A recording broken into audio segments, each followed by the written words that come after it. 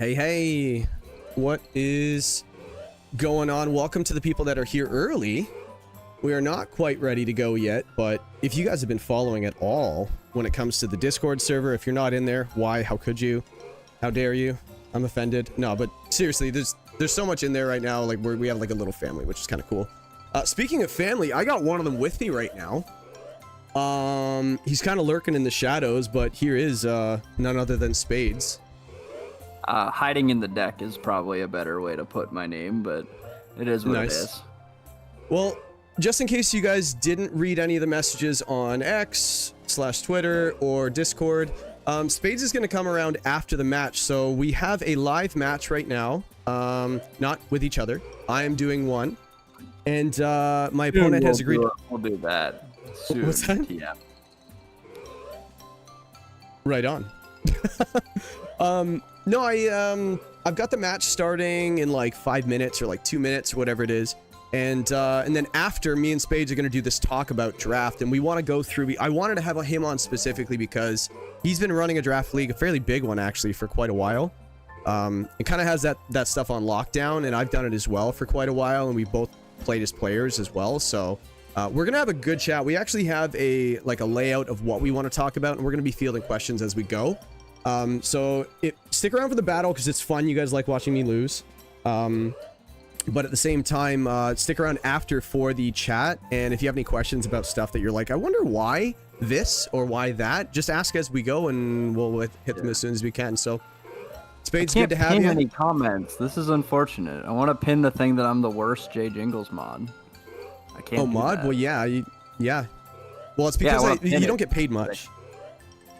Well, no, I want to pin this comment to the chat. That's what I want to do, and I can't do it. I gave you like the ultimate stuff ability. Well, One second. I don't know how to do it. That's the thing. I've never done this. Yeah, I can put you in a timeout. That's really the only options I have. What? Oh, you can pin? How the hell? I can't pin. Yeah, I can pin. All right, well, pin that for me so that we can make sure we're aware. Well, what are people saying? Oh, hold on. Steelbug says... Oh, he's signing in. Okay. All right, so we are probably ready to go in a minute or two. You and I looked at the team a little bit this week. I'm not feeling super confident about the team this week, but it does work? Question mark? Yeah, it can work. I think there are good pieces to it. We're definitely... Oh, yeah, I guess we can get into the squad a little bit. I trust my opponent's not watching, but... So this is the squad we're rocking this week. We got a Rabombi with Sash. It's pretty standard, but he's got a snow team, so we've got a little anti that. So we might have to get around it, which pairs really nicely with the mag with Heat Wave and stuff like that. So it's just gonna do lots of damage if we hit, right, Spades? Yeah, you just gotta hit your moves. Easy. Yeah, may the odds be ever in my favor. And then we got the Wheezing Toad Scroll combo. We got the Covert Cloak so we don't get frozen, because again, the snow. We got Terra Ice on the Meg Mortar, because I don't want to get frozen. Did I mention I don't want to get frozen? I think you don't want frozen, yeah. Well, yeah, this is like the most anti-freeze. Well, I literally brought Terra Ice Jugulus against Justin Tang, because I didn't want to get frozen by Ninetales. I mean, doesn't Heat Wave thaw you, though? Or is it not one of those moves that thaw? I am not so big enough to not admit that I don't know those mechanics. I don't know those mechanics. But yeah, so I got Shield Dust here, Covert Cloak here, I've got Terra Ice here, and I've got Neutralizing Gas here for stopping the snow. Spades, give me 1 second. I'll be right back. I don't know if you want to answer some questions in the chat just in the meantime. Just give me 1 second. Ask me questions if you wish. What's there? Aha. Kevs, who are you referring to? I need names. I can't just assume who you're saying.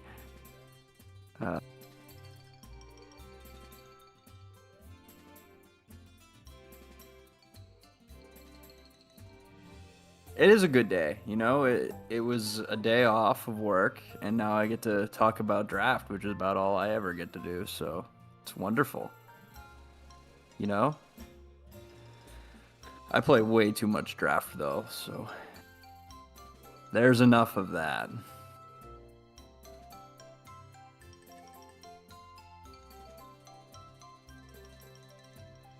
How do you guys feel about his no item Palafin with Acro? I think that's kind of heat.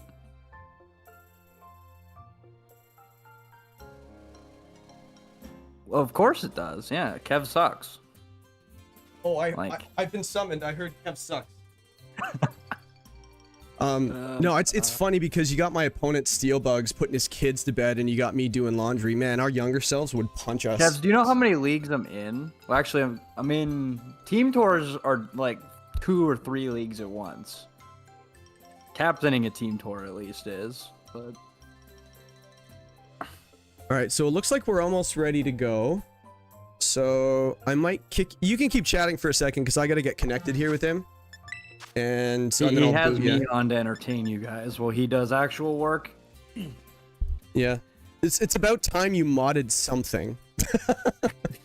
You don't let me ban people. That's the thing. Like, I would have banned people in a heartbeat, but no.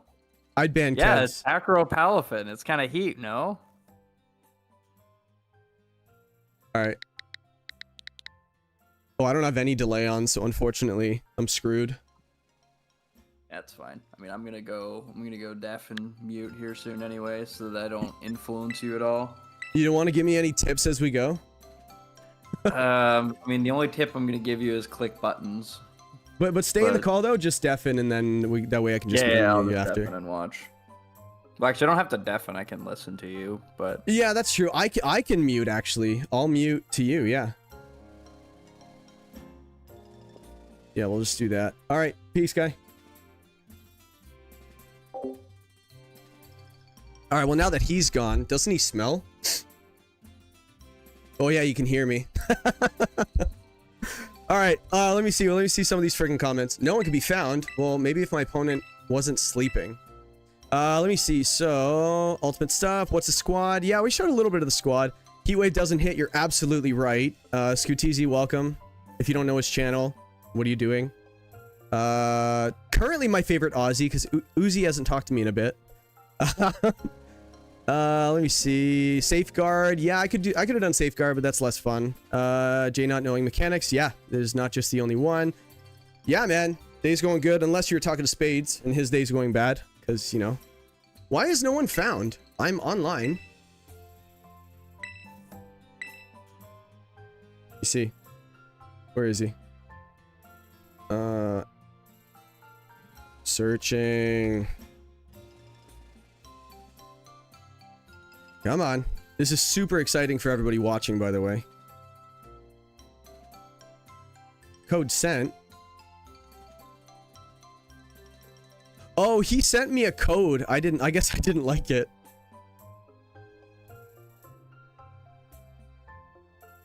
All right, hold on. I'm going to just do his and see what happens. 2012.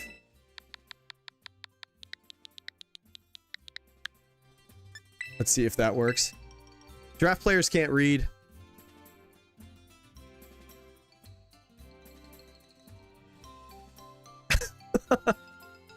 This is a lot of fun. I've been silenced. Yeah, Jay, that's rude to say. Oh, is there poltergeist on the other side? No, just the acrobatics. I just wanted the there we go, we found somebody. No, I just wanted the acrobatics, the flying coverage, and it's a Palafin, so it hits really hard. So let's just go 1. Pretty sure that's it. But before we do that, I'm going to share my terror types with him. Can I look at my team? 1 second. Oh, edit teams. Yeah, let's just go there so I can see it. Okay. Let me see. Rabombi. Electric. I guess you guys can kind of see it now. Toadscruel. Steel. Knackle. Didn't even want to bring it this week, but stupid rules. Fairy. This is really important, guys, by the way. Making sure you go into the actual game. Palafin. What is it? Steel. And then we got Meg. Ice. And we have Wheezing Fairy. It's kind kind of telegraphing the specs, but whatever. So we got Articuno, S-Bama? Oh, Obama, Dragon. Yeah, who sends it like that? Hold on, I'm gonna... What the heck? Oh yeah, Magmar. I forgot he has Magmar. Okay, so what's not here? Oh, I guess we can go into the actual game. Oh, yes, I want to choose DDL. It's not the DDL one. Let's go random. I don't really have a flavor. Okay, so he does have his snow mode, so we can shut it off, and it's not the Titan, so the speed... This is definitely leaning Trick Room for sure, so I feel like we might be able to get the Knuckle stat going. Or the Toadscruel. So he can go Follow Me, Vital Spirit, I guess. Or we could just start going for, like, major damage. Actually, wait a second. If we go... Double Spread? Is that the way to go? His only Trick Room setter is Gallade, so if you Wide Guard us, do I really care? Let's bring Palafin because, like... Let's go Palafin because I kind of want to put things to sleep, and I kind of want to... have the priority, right? The Wheezing seems good too. I guess we could just do Wheezing Toadscruel, I guess. I don't know. I feel like we're not really beating this this Trick Room mode. I was afraid of the Dragalge, to be honest. I really don't know what to do here. I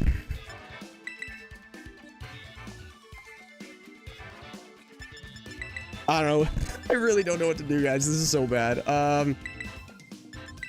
Let's just go for Nuke. Whatever. I don't know. I feel like we're getting beat here. He's got the Trick Room mode, and I really don't know what to do. Alright. Spore, baby, spore, indeed. Alright, what are we doing here? Oh. Okay, well, we definitely led the right thing. So that's fantastic. If he went the Trick Room, I felt like we were in a lot of trouble. Does he have any Terra to stop my Dragon? So Articuno's Ice and Obama's Dragon. So I don't think I'm really afraid of that right now. So we could just go for Heat Wave and we'll go for Sunny Day. And do we even look back? Does Scarf hurt us? I don't think so. I say we just don't overcomplicate it. Yeah, here comes... And by the way, we do have the... Okay, yeah, so it's Terra Dragon. We figured it would come out. But again, like... I don't know, Sunny Day's coming out. It's not going to like this. If we hit this Articuno, it's gone. Oh, it's Scarf. Okay. Cool, there's the Sunny Day. I don't have any notes here to take notes here, so... Heat Wave, don't miss. Oh, we hit what we needed to hit. Okay, well. So the Blizzard Spam is a thing. Oh, and he went for the Veil. Oh, no. Well, good for us. Hey, do you guys want to know what Bombi can hit? Dragon types. All right, so... we do have Earth Power. That's going to be very important. He can't Terra, so we're going to... Our Toadscruel's our win condition here. So I say we go for Heat Wave for some chip, and we go for a Moonblast into that Meester. Because why not, right? Yeah, that sucks. Well, at least we got the Heat Wave off. What are you targeting, though? I guess it's Sludge Bomb into Rabombi. That'd be a really good play. I feel like that was really reckless of me. Come on, hit it. Yeah, let's protect. Hit it. This isn't going to hit that hard, but we are Expert Belt. It's not super effective, but yeah, it doesn't do anything. It is Hydro Pump. Okay, in the sun. Yeah, it doesn't do enough. All right, well, I think we're good now. Oh, crit. Yeah, I figured that did a little bit more than I thought it would do.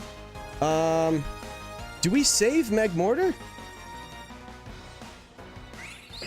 Let's get the Wheezing in. And let's just go for a Moonblast. Unless we just want to double it. What could he have in the back? It could be Gallade, but I don't think anything really wants to... If Magmar's in the back, I doubt it. We just go for Heat Wave, Moonblast, and we don't think about it. What's coming in? I guess Magmar's the only thing that would like it. Shiro. Oh, Gallade. Later. And Heat Wave should pick up that if it hits. Citrus. Cool. So late game Trick Room. Okay. Hit both. Sweet. Again, when you're this far ahead, you just start leaning on them, right? And we do have the Wheezing in the back for the Dragon type. Yeah, that's fine. We're going to protect our Meg Mortar here. The sun's going away, but I don't think I think I'm done clicking fire moves, right, guys? So Toadscruel's coming in at the end. Let's bring in the Wheezing. We got to watch out for the Earth Power. Oh, we go Follow Me. I feel like Follow Me D-Gleam is fine.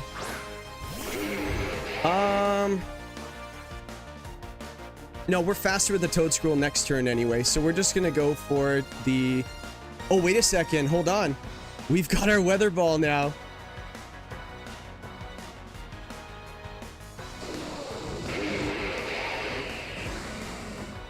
I feel like it's wise to Terra the Toadscruel. Yeah, let's save it. I was gonna say that'd be kind of cool if we could do that. Let's go for a Weather Ball, and we'll go for the Dazzling Gleam. I feel like that's fair. There's our tech. This is gonna hurt. Wow. Look at us. And we're faster than the Abomasnow. Cool.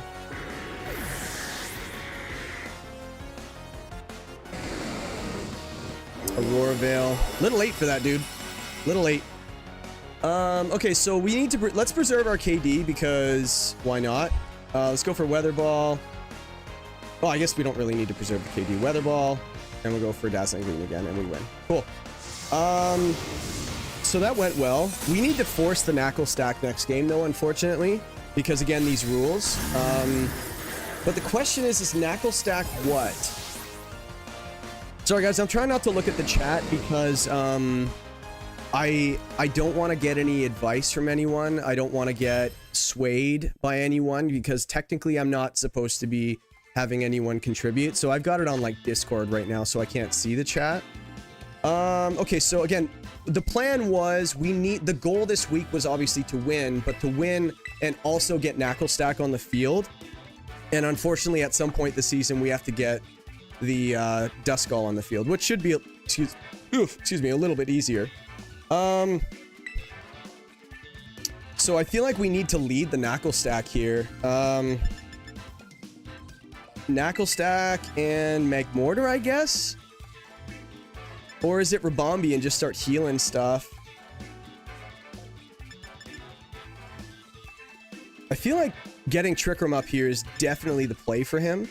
So how can I punish that? So it's Gallade and Magmar. So how can we punish Magmar? We can Earth Power it. We can go for a Spore, but it's probably Vital Spirit. Sunny Day, no. I feel like Earth Power might just be the play.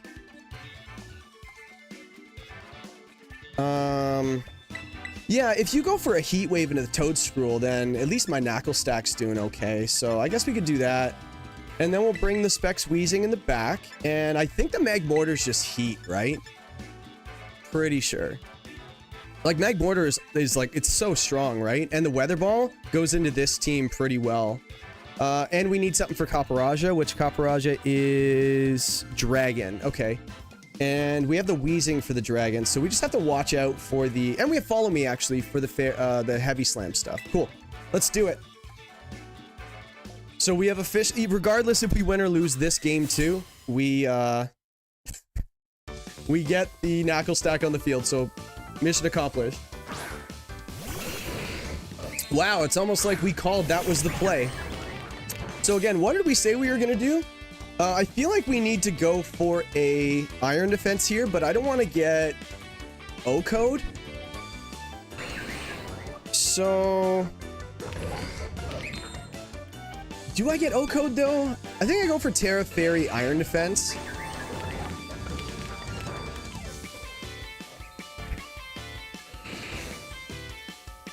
No, he's setting Trick Room. Like, let's go for the hard read. Let's not waste our Terra. And let's go for an Earth Power into the Magmar. We need to start doing damage to it. Oh, look at that. Okay, cool. Is he going for a Heat Wave? I don't get this play. That, yeah, big time. Eviolite for sure. Taunt. Okay, so that's a good play by him.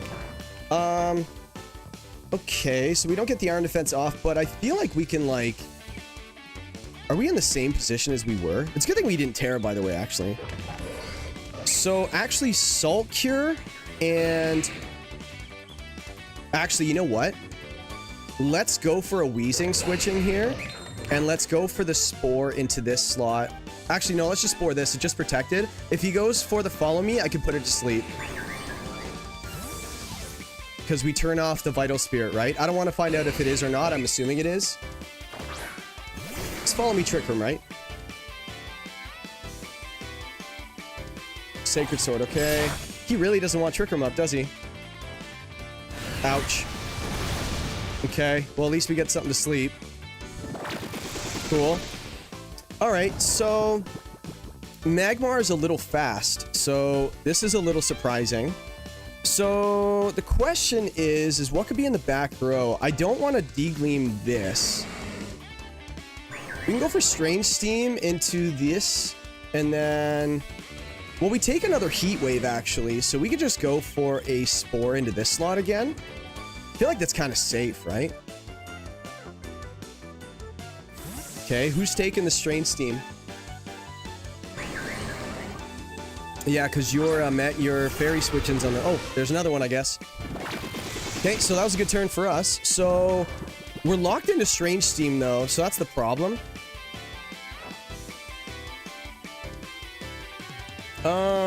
We need to start doing damage, boys. So now we get the Magmortar on the field, for sure. Magmortar for the Wheezing. And then we can Spore this slot, actually, if we want. Or we can just start doing damage. Yeah, that Magmar needs to go, actually. You know what? Like, I kind of want to get this thing out. He has to play around the Spore, too, right? Come on, what's he gonna do here? Oh, he woke up. Okay, that sucks. Oh, because Vital Spirit, I just forgot. That wakes him up. Okay, well, we Earth Powered here, so that kind of works out. Follow me, okay.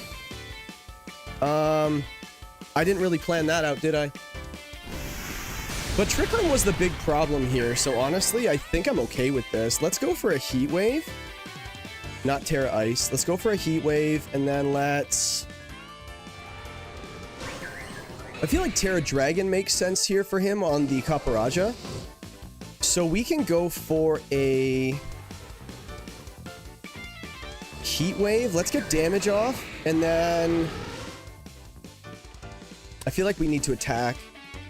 Heat Wave, and then we'll go for an Earth Power into the Magmar. Just wait for Follow Me, right?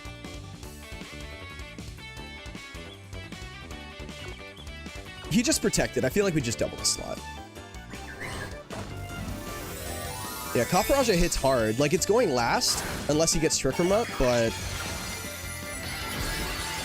And Knuckle Stack at the end, I don't really know what we're gonna do. I almost hope it doesn't hit the field again. Oh, he didn't Follow Me. Okay. So there's that. Looks like AV. Ah, okay. Well, that was greedy of me. Is this high horsepower? Heavy Slam, okay. I think that's okay. Because now we can bring in the Wheezing. I actually forgot the turn order there. How fast is Knuckle Stack? 55? So it's probably faster than Kaparaja, right? So do we get it on the field now?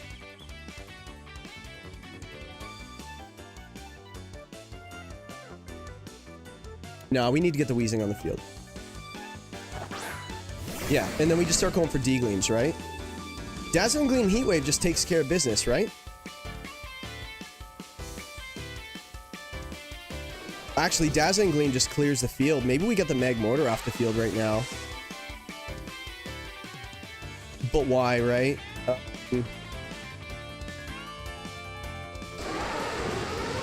Let's go for Protect, just in case for some reason we don't pick up a KO here. Like, I don't know why we wouldn't, but you never know. Oh, we're faster than both of them?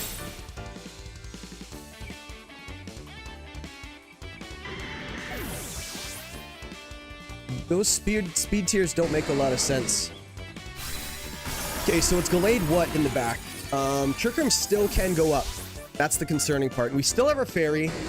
Terra, sorry. We still have our Terra. What is... So we have Follow Me right now, actually. So we can go for... So Sacred Sword, Protect. It has to be Trick Room.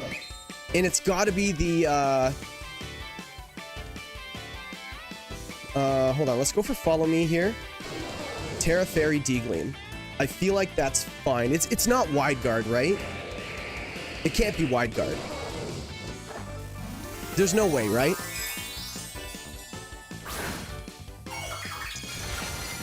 You have to have Psycho Cut on there. You have to. Or any Psychic move, right? Follow Me. Okay, that just takes the Draco Meteor or the Hydro Pump. Gleam. Oh, we go first anyway. Okay. It's gonna hurt. Oh, it is Sash.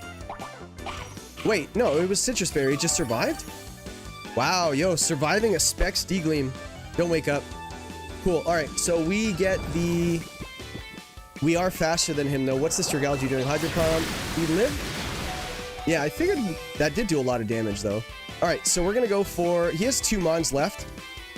I say we just go for Heat Wave here. Or actually, Weather Ball can't miss. And Heat Wave is a 95 power stab move. So it goes up to what? It goes up to 140 something. And Weather Ball... Actually, at 140, so it's a 70 power move. This is 50. We might get the burn, though. Let's just do D-Gleam again, I guess. Pulls out a Wide Guard now. He might have gone for it, actually. He's going for the priority move. Cool. That's huge, because now this is a full power, single target D-Gleam into that Dragalge. D-Gleam. What's this gonna do? Not a lot. Enough. And what are you taking out? Sludge Bomb? That's a good choice. Cool. Now we definitely go for Weather Ball.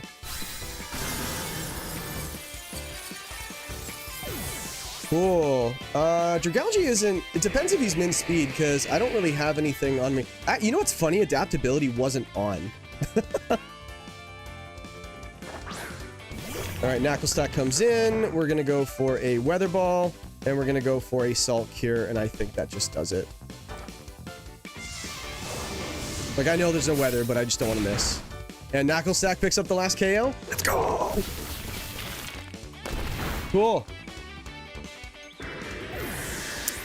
Alright, so there is a win for us. I was very afraid of that Trick Room mode. Alright, what? Alright, let me just message my opponent, because you gotta say GG's. GG's, guy. Alright, let me just turn down the game volume here. I guess we could see if he wants to... Yeah, he tried. Yeah, no worries. Let me see if he wants to do the post-game for a couple minutes. Even Spades can join me for that.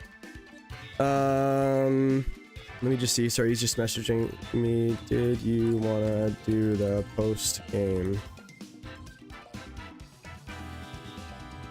Right. And I'll just leave the music on in the background. Well, actually, I can put on the... 1 second. I just gotta figure out how to do this. And, alright, Spades is now... Well, he can hear me now, which is nice. I can. Yeah, and I'm just gonna add, 1 second, Steel Bug. No, he's not a friend on Discord. Unlucky. I will make him a friend on Discord just so it happens. Yeah, that was a sick game. I really like Wheezing. He brought the team... Wheezing for some reason it brings me joy. It's very good. Let me see. Accept friend request. There we go. And we'll have him on just for a minute or two.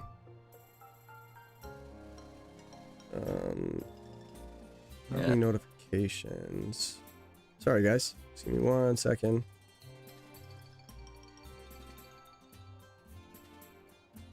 Where is he? Accept friend request. Friend request. can't add you unless. You keep begging him to be your friend. Is that what Please you have be to my do with friend, everybody? please. Well, while we're waiting for him to find the button, let me see some of these comments. Safeguard. The heavy slam versus Ironhead was brought up. I think Ironhead with sheer force lorb is stronger. But if it's probably Lorb Sheer Force. I was a little surprised at the lack of damage from Earth Power, but so it very well could have been the. Well, it was Lorb. It showed Lorb, but it had did it? heavy slam instead of yeah. Oh, okay, yeah. Never mind. I wasn't taking notes. Yeah, Spore, baby, Spore. I see. Battle report time. We got There's no Knuckle battle Stack report. on the field. That was the big win. We got Knuckle Stack on the field. Literally. All right, well. And he got a kill. You can't even argue that either. He did. He won me the game, dude. Exactly, yeah. He won me the game. Couldn't have won without him. Yeah, he's not accepting me as a friend, so I can't get him on call.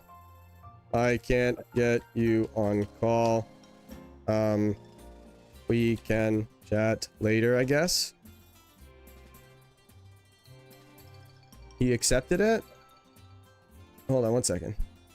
Am I just the one screwing up here? Oh, there he is.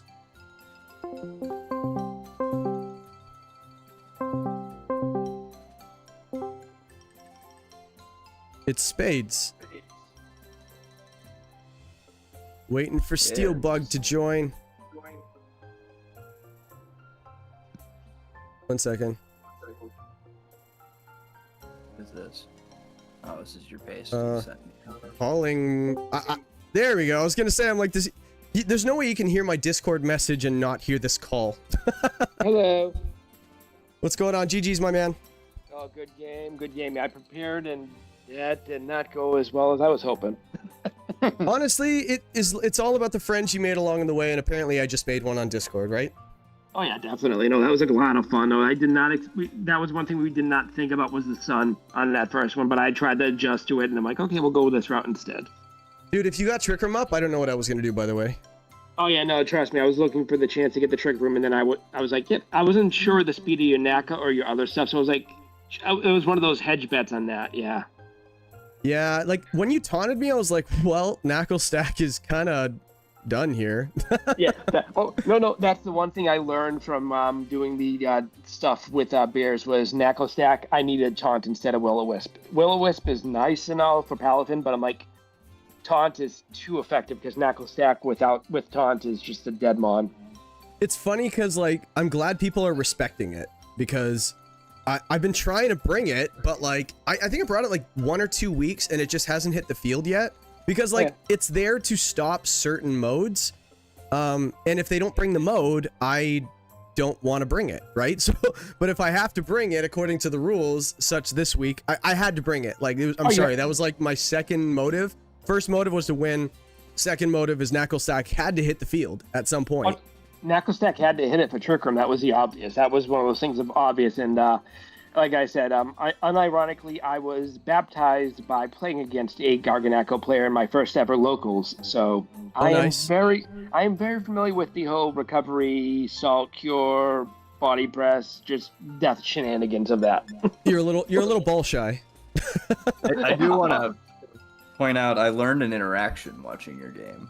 I didn't realize Vital Spirit woke you up. Yeah. You can't go to sleep, but I didn't know it just woke you up whenever you gained it back. So that was neat. That was one thing I actually did during the testing. That's one of the things the reason why I kept Vital Spirit over Flame Body was because of that little cute interaction. Yeah, and I actually switched it in that turn in order to put you to sleep as well, but I forgot that switching it out woke you up, and I'm like, uh-oh. Yeah, that's what I was like, yes, I might have a chance. In that second game, it could have won a couple different ways. Yeah, I think you setting Trick Room that game 2 turn 1 instead of attacking was probably the only thing that like I was like, oh, that's actually really good for me. And then like I was and then the follow me the next turn I was thinking you might do, and then so like I just got away with 2 turns and I just kind of leaned on you. So no, definitely. I wasn't sure if you had taunt. I was trying to bait out to see if you had a taunt or something else. Yeah, there's so many things you have to plan for, and a lot of the times, like, people are watching, even people watching right now on stream, they might have been like, why did Jay do that, or why did Steelbug do this? And it's like, well, we prepped for the week for this match, anticipating certain things and sets and stuff like that. So it's really easy to watch, and I said this when I was covering the Wolfie Draft League as well, is I was just like, I'm sitting here going, I don't think that was the right play, but I am humble enough to know that I didn't prep for this match. I'm here reacting to it. So I give them the benefit of the doubt. So, like, for example, you just said I had to watch out for blank. And I'm like, oh, yeah, I guess that makes sense. I haven't really... Because, yeah, one of the problems with Trick Room is taunt, right? And you have a lot of faster mods than me, so I had to see which one of your mods had taunt, so I knew where to avoid. And that was the problem, is you never used it. So it was one of those in the back of my mind. I'm like, yes, but if I set up Trick Room and you taunt me in that round, that's just I lose both taunt and protect. And at that point... Gallade becomes kind of dead weight. Yeah, and the other problem too is if you don't lead one of your... Sorry, Spades, go ahead. How many taunt mons did we bring? None. Yeah, I didn't realize that. I was like, well, I thought like 5 of your mods could learn, or 5 of your mods I thought could learn taunt. Oh, I did not respect taunt Trick Room in any way until after, and I was just like, oh, I guess this is a thing. Me and Spades were literally talking before the match started off camera. I was like, all right, so what's the plan for Trick Room? And it was like, I don't know. Ray. Yeah, and then you brought the whole thing, and I was like, well, I guess But it's funny, though, because Game 2 was about to start, and I'm like, he has to do this now, right? And it was like, he's got to go follow me Trick Room for Game 3, right? Or Game 2. So, I don't think there's anything we could do about it, but we'll see what we can do. I don't know. And then... Yeah, no, I'm looking. Pretty much every single one of your mods has taunt that you brought. Oh, I don't doubt it. I'm sure my team could have. Squeezing, Toad Screw, and Magnum Border. Oh, the team was built, though. That's the thing. The team was working, and I didn't want to change anything out of pride. Oh, no, that's legit, but that's what I was like. Any one of these 3 could have taunt, and if they taunt and I don't protect on that turn, I'm kind of... Oh, because you wanted to get the taunt off. That's why. I wanted to see which one had the taunt, so that way, because I'm like, pretty much, then I could try to take that mod out. That was kind of the, yeah. Yeah, that makes sense. If Glade gets taunted, I lose protect, I lose Trick Room, I kind of become, at that point, a dead dog. Yeah, and Riley, shut up. I know I'm stubborn, but you're not supposed to call me out on it. Apparently, I'm stubborn with my drafts. Such a really cool comment above him, though. The Mycelium Might allowed you to spore the Magmar, but it would just wake back up anyways. Yeah. Oh, yeah. It's kind of funny. Well, it wouldn't have woken up until I switched it out, so I knew that was going to happen, but it was... Your ability bypasses abilities. Yeah, I know. Oh, wait, I would have been able to spore it anyway, without the wheezing. Oh, that's what he was saying, without... Sorry, I read that wrong. Yeah, that's so it's almost really like a fake funny. out. It's like a fake out. You go to sleep this turn, you wake up right after. Exactly. It's one of those constants. It would have been annoying, but yeah, that. And then I was like, yeah. Someone's like, well, you could do Terra Grass on Magmar. I'm like, I could, but they're definitely bringing Magmortar, and Terra Grass on my Magmar is pretty much saying, please kill me. Dude, Magmortar's sick, by the way. Oh, Magmortar is vicious. Yeah, it's gotta. If you have to use it, like support and offensive, you have to mix it up. Oh yeah. I actually have electric wire on another team that I use that did really, really well for that same reason. They're like, oh, why? Isn't that kind of just a worse version of Electrobuzz? I'm like, yeah, but not really. It's basically a more punishing version of Electrobuzz. Well, when I had Electivire, I would say that the one reason why I liked it was the ability being immune to something. So the Terra was great. So you were able to stop something with your Terra and also be immune to that ability. So going Terra Water was nice because you're not weak to electric, but you still get the benefits of water. You get the Terra Flying was nice too, depending on the matchup. And whatever the hell else electric's super effective against, you know what I mean? I did that, and one match actually did Terra Ice because of Ice Punch. Yeah, dude, I went Terra Ice against you. I was gonna go Terra Ice Weather Ball against you. And I didn't want to get frozen. Oh, I still, but yet again, Articuno fails me. During our test match where we did a couple of sets, I had 2 or 3 freezes out of like 4 games. And again, proving that I can't get a freeze to save my life. Well, I couldn't get a heat wave hit to save my life either in testing, and I don't think I missed one today. No, I missed the Obama snow. That's what it was. One, yeah, you which missed was the a first really one. funny semi-omen and be like, oh, this is how this game is gonna go. You're just gonna miss everything. Well, I hit what I needed to hit. The Scarf Articuno was kind of cute. I saw that and I was like, oh, Scarf, that's cute. But yeah, I had literally sped that just to be faster than if you had brought Raikou. It was sped at 187. So I dropped the Rabambi, I guess? I guess I dropped the Rabambi speed. Yeah, so, because, yeah, Rabambi would have outsped if I just went max, and I definitely didn't. So I probably should. On a Focus Sash set, I should have just gone max. And, okay, there's the Psycho Cut on the Gallade. Yeah, I was looking at it, I'm like, he's got to have Psycho Cut. I'm like, if he has Wide Guard here, I just, like, it's not going to be good for me. But I'm like, but Protect, he's got to have Trick Room with this team. So he hasn't clicked it, but I know he has it. You've shown Sacred Sword. I'm like, the last move can't be Wide Guard. It has to be Psycho Cut. Has to be. Yep, it was Psycho Cut. And actually, if my Gallade had lived, I would have used it that last round. Yeah, and the Dragalge was AV. I thought the damage was pretty low, and I was like, damn, like, I know it's bulky, but damn. Oh, no, but I'm telling you, a lot of people sleep on bulky, on AV Drow just because of that. I actually had that mod set up for, everybody's like, why'd you go Terror Electric? I'm like, Terror Electric will one-shot Paladin. Terra Electric. Oh, T-Bolt. Yeah, with adaptability too. Yeah, that's awesome. Yeah. Adaptability is so underused, but no, man, that was a lot of fun. I'm glad that that we got that one on cart. Thank you for offering to do that. It's always fun to. Oh, and thank you for teaching me some lessons there with the Rabambi and everything else. I learned a lot, and it was really appreciative. Well, it's a win-win because I got to win, and like you got to learn some stuff, I guess. I don't know. Hey, the way I look at it is we're all having fun, and that's what matters the most. Yeah, and yeah, you just got to make sure you get one of those wins before the end of the season so you're not considered Owen, you know? We will work on that. Yeah, you got 2 weeks to take care of business. So, but thank you for showing up and joining me on stream. It's been fun. And thank you very much. Yeah, best of luck for the rest of the season, and may the odds be ever in your favor for the rest of the season. Appreciate it. All right, see you, guy. All right, Spade. So we have an option. We could just stay in here. Or I could go back. We're good here, right? We can chill here, yeah. Or we're good here. Let's go back. Let's just go back. Nah, but then I get to look at our Discord chat and our notes and stuff like that at full screen. You know what I mean? I mean, if it's easier for you, then yeah. Yeah. Okay, so I guess to kind of introduce everybody to what we're doing. By the way, that was a lot of fun. Thank you everybody for sticking around for the match. It's always fun doing live matches. I like playing. There's not a whole lot to play right now. I don't know if you guys all saw, but in-person tournaments are going to be Reg I. Reg I don't want to play.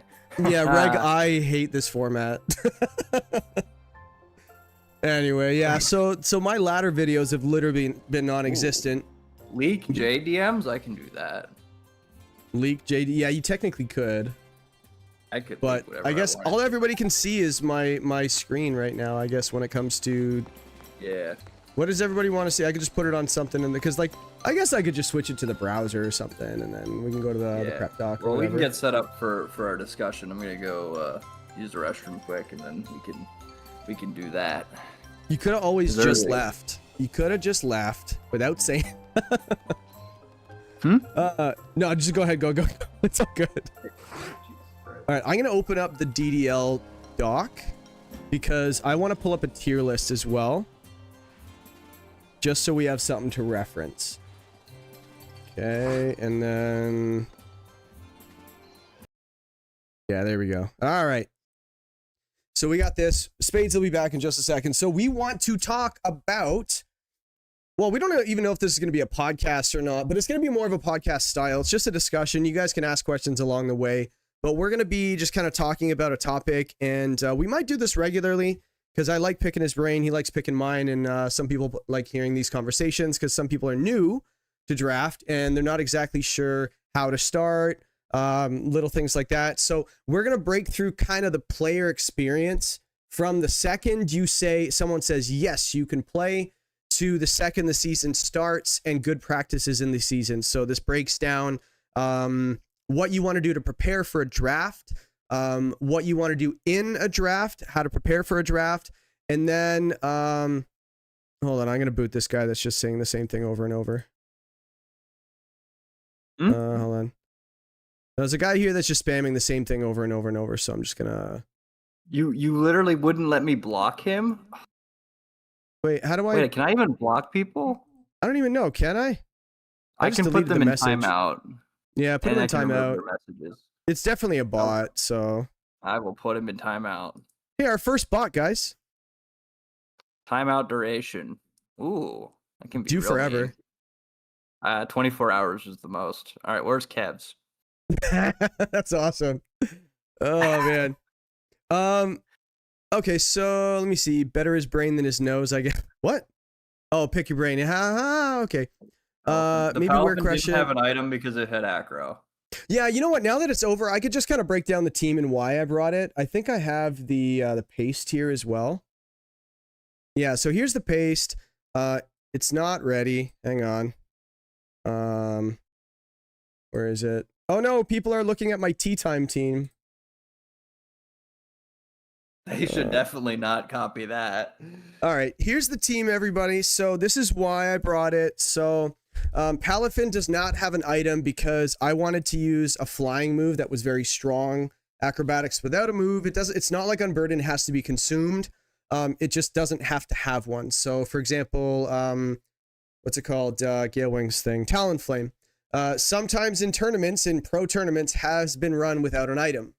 On ladder as well, just for they didn't want to run Brave Bird for the recoil to break their own Gale Wings. They would just run the 110 power acrobatics just right off the bat. So the Palafin, same thing. Flying looked really, really good into his team. As you can see, we got Scyther, we've got Gallade, we've got a Bomb of Snow, we've got Fungus, and then potentially Terra Grass or Terra Bug or whatever it might be. So flying hit a bunch of things, and so did, and the water looked good. So you know what? I was able to cover most things with just those two. So that explains that. The Rabambi, I had the Sunny Day, which did come in clutch for the snow. I did have the Tailwind to match the potential, what's it called? Slush Rush Mon, because he did have 2 snow abusers in the Articuno with the Snow Cloak, but we could shut it off, no problem. And then we had the Satitan we had to watch out for the double speed, so I was prepared for both. Again, came in clutch, which was nice. The Tailwind was there for the double speed. The Moonblast was to hit Terra Dragon because everybody seems to be going Terra Dragon against me, and I say thank you because Weezing Galar looks like an all-star, right, Spades? Yes. People love Terra Dragoning versus you. Yes, and it's working very nicely. So, but yeah, so we had double. I actually changed. Remember how I had Sludge Wave on there to go next to my Terra Steel Toadscruel, and I said I wasn't really clicking it. Take that off. I did change it over to the single target because I want, just in case he had wide guard, I wanted the single target, and I did end up clicking it, so it works out. The Knuckle Stack, just standard set. Terra Fairy was to stop the. I didn't want to go Terra Ghost for whatever reason. Why did I not want to go Terra Ghost? Well, you didn't know he was gonna bring Dragalge until like right before. I don't remember why. Like, why Fairy and not Ghost? Well, yeah. I can't remember why. There was a reason. Like, Past J had a reason. I trust him. So we've got... What else we got? We got the Weezing Galar with specs. Just does a ton of damage. Oh, hold on. I'm just going to mute the... Oh, I did mute it. So we got the music going on. Nice. Where are we at? Sorry, I just lost my train of thought here. So yeah, the Palafin's there, already explained it. The Meg Mortar. The Follow Me was nice because he did have the Fungus, which I do respect. So I had the Vital Spirit. I don't think I needed the same thing as him. He didn't want to go for the Flame Body, neither did I. So I went for the Vital Spirit. Just had to watch out for my own Weezing so I didn't get spored. And then the Follow Me was nice, came in clutch. When I did it, it was more so just to protect a damaging partner given the scenario. Heat Wave in the sun just does stupid amounts of damage. The Expert Belt was nice. I actually got the Weather Ball off with the ice, which was friggin' awesome. I was so happy about that. Yeah, I originally wanted Rain on this team because the Weather Ball Rain, but then Weather Ball Ice was good too, and he was going to set it for me, and he did, so thank you for that. Other than that, that's the full team. Oh, Toad Scroll, pretty standard. I did have knockoff on there because one of the conditions for Knuckle Stack using Salt Cure is someone not having Covert Cloak. So because the Salt Cure doesn't get the secondary. So I wanted to knock it off, but I wasn't really clicking it, so I took it off, and it didn't really matter in the end. So it kind of worked out. Let me see. Let's look here. Acrobatic stuff, yeah. Real lesson I gained. Really need to put work on in-game confidence that my plans, in my plans. Not second guessing that comes with time and painful lessons. Dude, it takes a while, man. Like Spades and I, we've had the learning curve. Sometimes it's a new game, new formats, new teams. Like, I don't know about you, Spades. I draft new teams that I've never used before. Not even just like a group of 10 mons, like an archetype or a style. And I'm like, I'm going to learn this now. Sometimes it doesn't work out well. Sometimes. Yeah. And that's kind of the joy of it, is kind of just understanding and having new experience is kind of the point of draft, right? Yeah. Like if you're doing the same thing every time, I'm not saying it's like a bad thing, because like, you know, you clearly know how to use it, but like there's also the argument of you play draft to do different things than just your standard VGC. Yeah. And that's kind of the joy that we gain out of it. So we like to do different stuff. Like when I play NatDex formats, I try to not get like megas I've already used. So like that's kind of been a condition for me, is I won't just pick like the same megas. And so I build around those and do different things with them. So that is at least the appeal that we have. I agree with that fully. I was actually going to say something along those lines before you said that, so I'm glad you did. We're finishing each other's sentences. Oh, how cute. Yeah, this podcast or whatever podcast talk is going to be great. So speaking of which, let me go over to the tab, just the little, we're not talking about DDL, but we're going to reference it and stuff. I just needed a tier list up here. So what we wanted, what we wanted to talk about today was we wanted to go over the draft experience from the beginning, from the second you join a league or someone says, yes, you can play, to while you're in the league. We're going to talk about things pre, post, during, but we want to emphasize kind of our thoughts on certain points of the timeline and little points and tips of what works for us. I would consider us experts in a sense that we have done this a lot, so we've got a lot of hours under our belt, but we are still learning, right? We are always still learning, and the good thing about learning is you can learn from other people that have experienced different things than you, such as both of us. So that's why I have Spades here. So you ready to get started? Of course. That's what we're here for. That is why we're here. So the first thing we wanted to touch on was, I guess we can start off with like proper presentation style. So we wanted to go over one, knowing your rules and breaking down all the things of it. So again, preseason. So basically the topic conversation is called, I've joined a draft league. Now what? Right? Because some people are like, I want to try. Okay, what do I do? Do I just wait for the draft? Do I just start prepping? Do I start, just start building my teams? What do we do? So we're going to break down a few different things in that, things to look at before you start. Then we have preseason prep. So before, like when you actually get the information, maybe not necessarily in the draft just yet. So you're still before the season starts, but it's more preseason focused. Then we have during the draft, things that you want to look at, things that you want to, like good practices in drafting, things to prepare, and just how to build a team. I've already done a few videos on that. Then we're going to get into, after the draft is over, just kind of good seasonal practices, things that you want to do. And we're just going to leave that open. And if you guys have any questions, by the way, throw them in the chat. If we catch them, if they're related, we'll answer them as we go. We'll try to log them. I think me and Spades are both going to kind of send us the messages as we catch them, and we'll address them as we go. So so I guess we get started. I talk a lot right now, so why don't I get you started, Spades, because you're the guest. Where would you start your first topic with knowing your rules? I mean, really, even before that, just get to know the league you're in. Yep. Like, you're joining a league, you're part of, a group of 12 to 16 or even more players to participate in a league. So, I mean, you first just got to kind of get in there and say, hey, what's up? Or, hey, I'm ready to go, or whatever. Just, kind of just be part of that sub-community, I would say, of your draft division. It's even before anything else. It's just like you're about to play with this group of people for 3 months. I'm not saying you have to get to know them like at all, but like at least announce your presence. I agree with that. Probably a good solution to that. I mean, again, these are just for fun for the most part. Some leagues do for money, but I'm assuming if you're playing in your first league, it's not going to be for money. So, yeah, really the first step is to just go in with the intent of enjoying it. If Yep. you have that mindset going in, it's going to be a lot better for you than if you go in trying to sweat. Believe me, I've been there. a lot. Like, yeah, I always tell people that whenever like someone will message me and be like, hey, can you help me get ready for this draft? And I go, what are you trying to do here? What is your goal here? And they're like, well, what do you mean? And I'm like, I know it's a silly question, but are you going for, I want a meme? Am I wanting to learn and try a new strategy, as I alluded to not too long ago? Am I wanting to win at all costs? Is it a cart league and you want to like kind of do good content? Like there's a bunch of different goals for playing a league. And I think you touched on a few of them, right? So if you want to go full sweat, it's like, hey, yo, I got like 10 grand on this season. I gotta win. You're like, all right, well, hold on. Let's address this differently than we normally will. Start with Garchomp, Tailwind Setter, Gardevoir, pick up Rotom. you know the core, right? Yeah.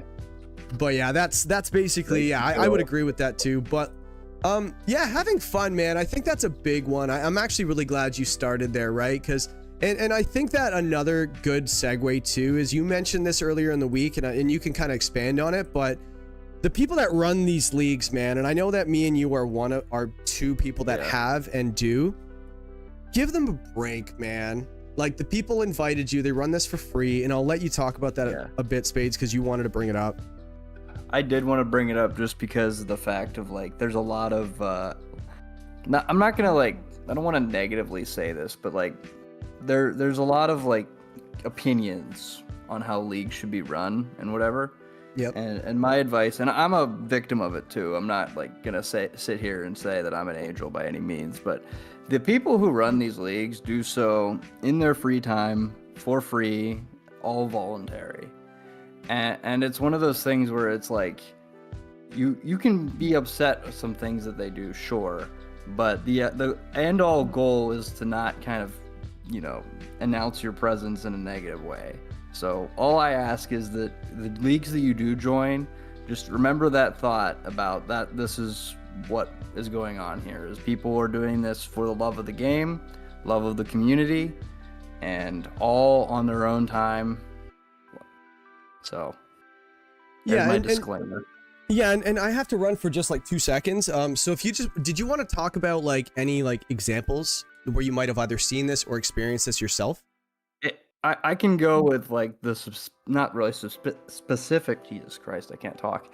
Just don't mention anyone's name specifically. Examples of kind of what I've seen in the past that I am sometimes victim of too, and that's like kind of complaining about some rules.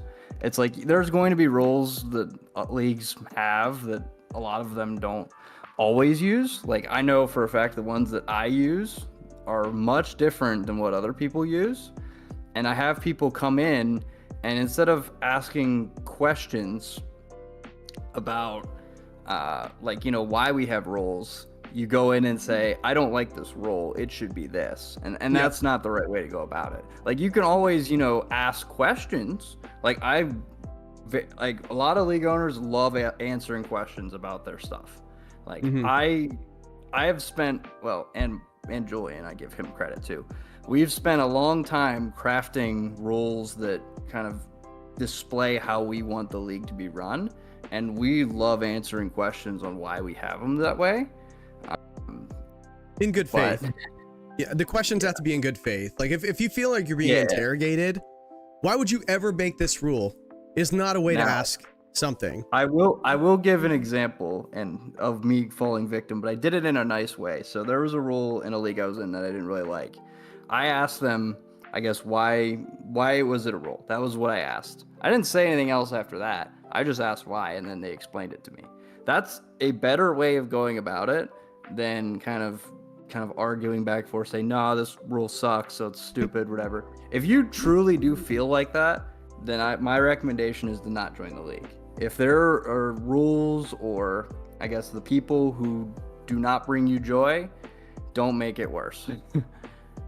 Yeah, and I think that's another really good lead into another thing you want to know before you get started in a league is knowing the rules, because like you just mentioned, there are some things that are deal breakers. There are some leagues where it's like, oh, this will be fun. Then you get the rule list and you're like, oh, that is a big deal. My fun level has gone down. I don't necessarily want to be in this anymore. And then you can let them know before the draft even begins, like days before, maybe a week before. And then you just, again, this person that's offering their time to run this league for free, they're not left high and dry. So I do think that knowing the rules of the league, and we'll get into a few things specifically that you want to look at, that again could be deal breakers, right? Like for example, we've got the format. I think that's the first thing you should ask. I guess we could even call this knowing the rules before you say yes to a league, right?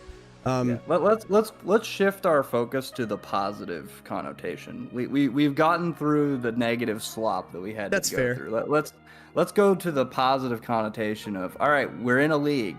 We Fun. made it. Hooray. Yay. Now we get to know what we're doing. And that's the first place to look at is the rules page or rules channel. My rules are in a channel. A lot of people put them on the document. But know where the rules are. That is and the read first them. thing. And read them. Even people who've played draft for years, like me, myself, and Jay, we still go through the rules and make sure we're aware, because some leagues run things differently. Like, Yes, they for do. example, the format, for example. You would know that beforehand before you sign up, but it's important to know the format. So what are you playing? Are you playing Regulation H? Are you playing Nat decks? Did you accidentally sign up for a singles draft? Yep. Yeah, and there's also some things where like you overlook something, and there's also some people I know that literally will not play a low tier league. They hear low tier and I'm like, oh, low tier, I'm out, and they just will not play. So if you don't know this and you just join making assumptions, don't, and then you'll end up leaving and it's not good. But again, for your maximum fun, it means you can prepare things like that. So you don't want to prepare for something that, you know, you're looking through Showdown because you don't have a tier list yet. It gets released and then the draft starts. Wait, where's Zygarde complete? Where's, Lunala? It's like, well, we're not having restricteds. Well, that's stupid. I'm leaving. Now they're screwed because you're out, right? So yeah, definitely look. And you're also not scrambling, right? So I do think that's a big deal as well. Like ban lists are another reason why you should read the rules before you join a league as well. Restrictions, like there's a few. I like personally running no commander on Tatsugiri. It's such like an impactful ability that you literally have to draft on every single team because someone's gonna have Dozogiri in most leagues you play. So you have to, and there aren't many other Pokemon that like that. It's not like, oh man, I need to draft this specific Pokemon counter on every team you ever draft. And Dozogiri is one of those strats that if you don't have an answer for it, you are going to lose. Yeah. There's also like a lot of people like to ban evasion, or like, so they'll ban Bright Powder. They'll I've ban seen that. Snowcloak, Sandveil. I've even seen a league that has a sleep clause. Oh my goodness, yeah, which is kind of neat. So like, you gotta just know, like, a lot of leagues are gonna have their own little custom rules, and again, that's not a knock to them. It's just how they want their league to be played and how everything wants portrayed. Like, it's their flavor. I've banned Dark Void from Darkrai, like most people does, and I don't even think it's particularly powerful. The reason to ban it is I don't want the post game to be, oh, I got slept by Dark Void. It's like, yeah, you did. Yeah, you did. Yeah. So. Oh man. But yeah, it's just things like that. To just make sure that you're fully aware of what's going on, I would say, in your league. Yeah, there's really not much else to look for. The last thing I'd mention is all of these things fall under, like, these rules are there to help you. You know what I mean? You can lean on these rules. If they have it in the rules, you can play towards those rules, and a good league will enforce a rule like this so you're not in trouble. Because you could be like, hey, this guy, there's nothing worse when there's a rule, and then the league owner, you're like, hey, like that's a rule, and I'm not doing this to be legalistic, but you know, I did play according to this, and now I'm suffering for it. And if they don't enforce it, then now it's not good, because now you're like, okay, why didn't they enforce it? And this, so, but a good league will enforce the rules, hold people to the rules, and then at least it's not chaotic, right? It's organized. And I think that's a good thing to have as well. So yeah, I think, is there anything else you might want to add to, like, maybe before you join a league, things you want to know? As far as rules go, I think we nailed everything we wanted to talk about, just kind of understanding everything. We can get to the styles of draft, if you will, because there's a bunch of different ways that can be going about. So I don't know if this is part of preseason prep now. You put it under the know your rules, but... No, that's right. Like, you've got the... Yeah, I'll let you go over that, because, like, that's the only point we've really missed. Like, because something you want to know in the rules, I guess they would clarify whether or not it's this style of a league. The draft of, like, points. Is it a full points league where it's just like you have 110 points, you draft 9 to 11 mons? That's usually pretty much the standard across a lot of them. Sometimes it's a specific one. Like, so what's the average points per Pokemon kind of thing is a big deal to look at. Oh, so the average point per Pokemon is like 8. That's a fairly low power league. So, oh, this one's 12? Ooh, okay, so this is going to be a lot of points. I should be okay. Yeah, it's powerful. Then there's like pure tiers, like another one where you're locked into, you want 1 S tier, 2 A tiers, 2 B tiers, 1 C tier, and then you have free slots, if that. So like a full tiers league, there's no free slots. It's just, or sometimes there is, but it's just straight tiers. Then there's hybrid, so a combination of both. So you have your tiers, A, B, C, D, whatever it is, or S, stay within those tiers, and then you have like 4 wildcard slots that are with points. And also the roster slice. Like, sometimes people want to run 12 months. Some leagues, it says you have to have a minimum of 7, maximum of 12, and you're like, whoa, that is a big difference. Minimum of 7. Where can I join this league? That sounds like a league I would enjoy. And 1 mascot. 6 mons and a mascot. Yeah. Yes, of course. But yeah, so all those, for lack of a better word, points are accurate. Just understand kind of what style of drafting you're in. So the points tier list, the tiers, etc. Or there's even auction. So I've seen auction happen. Oh, yeah. Auction one too. See, I don't have any experience with that, so I can't really speak to it, but it sounds fun. I can give a quick story. So there was a 191 point Kyogre, and they had 200 points. Oh. So they spent 191 points. Yeah. To get Kyogre. So I guess for people they might be wondering what that means, kind of thing. Like, the value of a Pokemon is not finite. It's not predetermined like a points list. As you guys can see my screen, you got Urshifu's worth 20, Annihilate's worth 19. Basically, someone will pick it and say, I want to pay X amount for it. And then another person can say, I'll pay 25 for it. And it goes up and up and up and up. And then as soon as the bidding stops, but what Spades is saying is someone went all the way up to 191 points for a Kyogre because they really wanted it.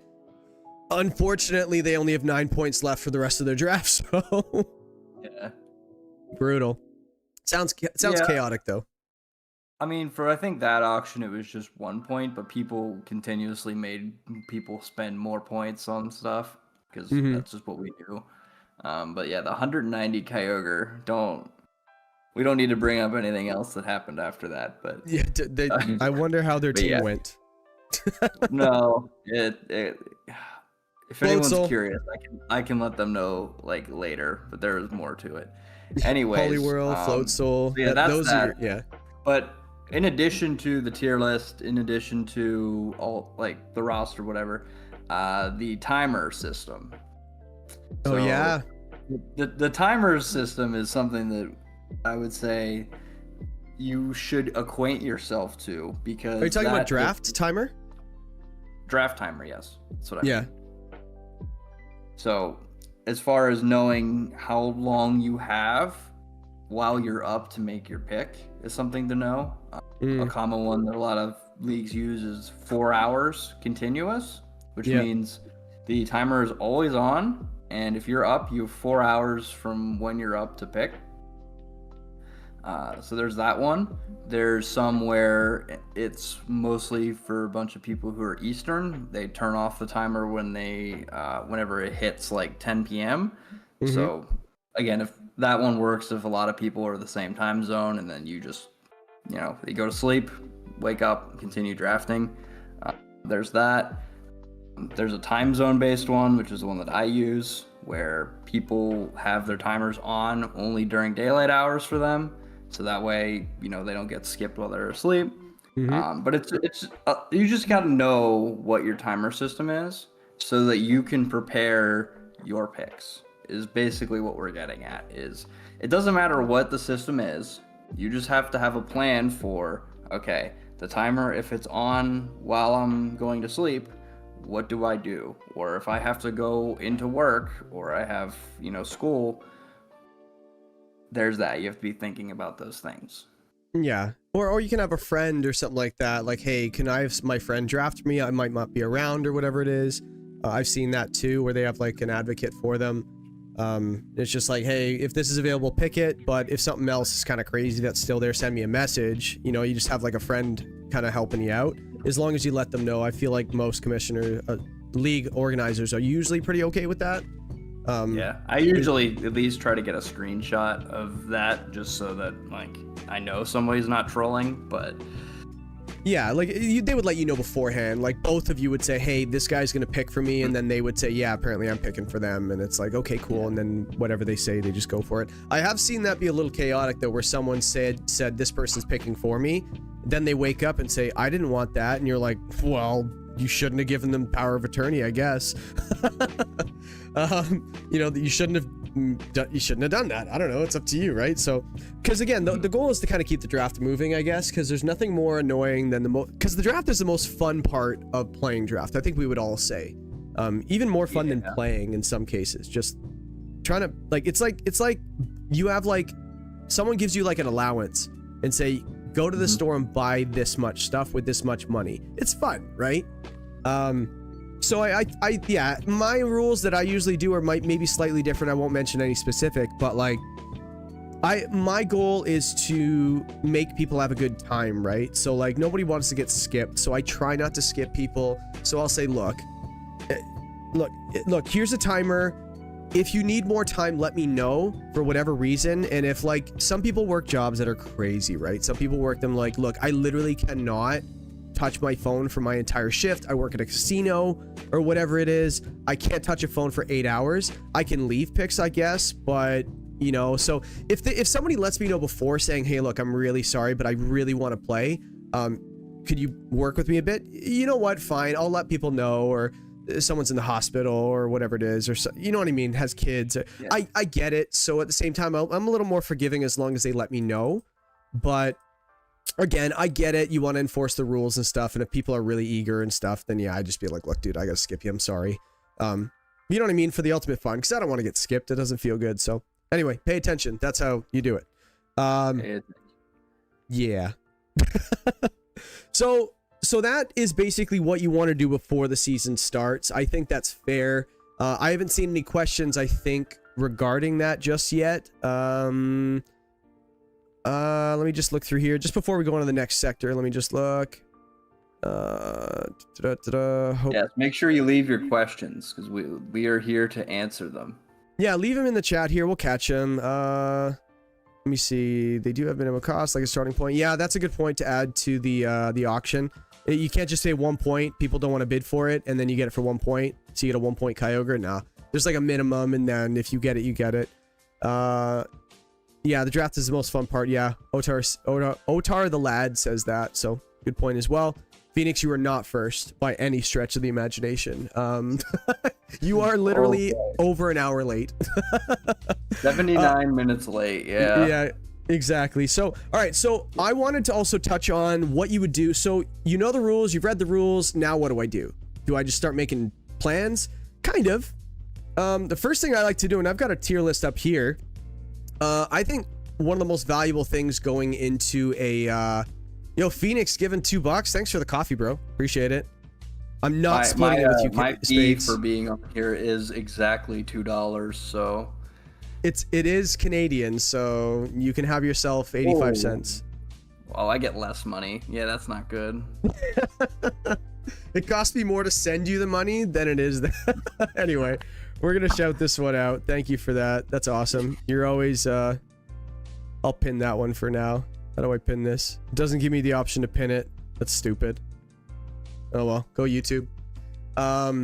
Yeah. So we want to get into the preseason prep. So again, knowing the tier list, I've got one here. I personally, the first thing, literally the very first thing I do when I join a draft league, after I look at the rules, make sure I'm knowing what I'm committing to, I look at the tier list and see how I can break it. How can I break this tier list? And I'll look at the top tier, but I'm really interested in down here, guys. I like for example, this was like the Wolfie Draft League one, I think. And it was more like, let's go down here and see who messed up. And I remember I was doing DDL, and I'm pretty sure one of the ones that stood out was Mudsdale at 7. And I'm like, oh my goodness, that's a steal. Hitmontop at 7's really good as well. But like, what do you see value in that nobody else does? Like, what do you do, Spades, when you're actually looking at a tier list? Do you do the same thing? Towards the mid rounds, yeah. Really, the first thing I do is what top tier mon do I want to build with is where I always start. And it goes back to what we were talking about before. It's like, what's our style of, do we want to use the same things again, or do we want to try new things? So I always look for, what can I try this draft? So yeah, I always I've never had this. And work my way down. Mm-hmm. But when I get to the round like 7, 8, like that area, then I'm looking at, okay, well, what can I scrap through with this? And so you don't scout the there's tier some list? mons that I really like, that's for sure. Like before the draft starts, you don't go scout the tier list just to kind of see what some value stuff is? Sometimes, I would say. I've done enough of these where it's like, I just want to play at this point. I don't do a lot of the busy work, but it's never a bad idea to acquaint yourself with those. And actually, one thing that you can do is, if you do have a few low tier mons that you do enjoy using, peep where they're at. So one that I really liked using for some reason was Piloswine. So I always peek where Piloswine is, just because that's a fun one. Yeah, I feel like that's a pretty common low tier people go for is Piloswine, because look where it is usually. Like, where is 4. It? Yeah, 4 points. I've seen it lower, but that's still pretty low. Like, it's Eviolite Mon. You can't go for too many of them, but if that's the Eviolite Mon you want to go for, like, for example, in the ZDL that I'm playing right now, if you missed the match, go check it out. If you're watching this after the fact, go check out the match. It was fun. In that draft, I decided, I went to the tier list, tried to look at the top, the bottom, and the middle, see what was legal, and I saw Palafin was at like 9 points out of the top 12. I think 12 was the top tier. Saw Palafin at 9. I'm like, okay, let's see what we can get with that.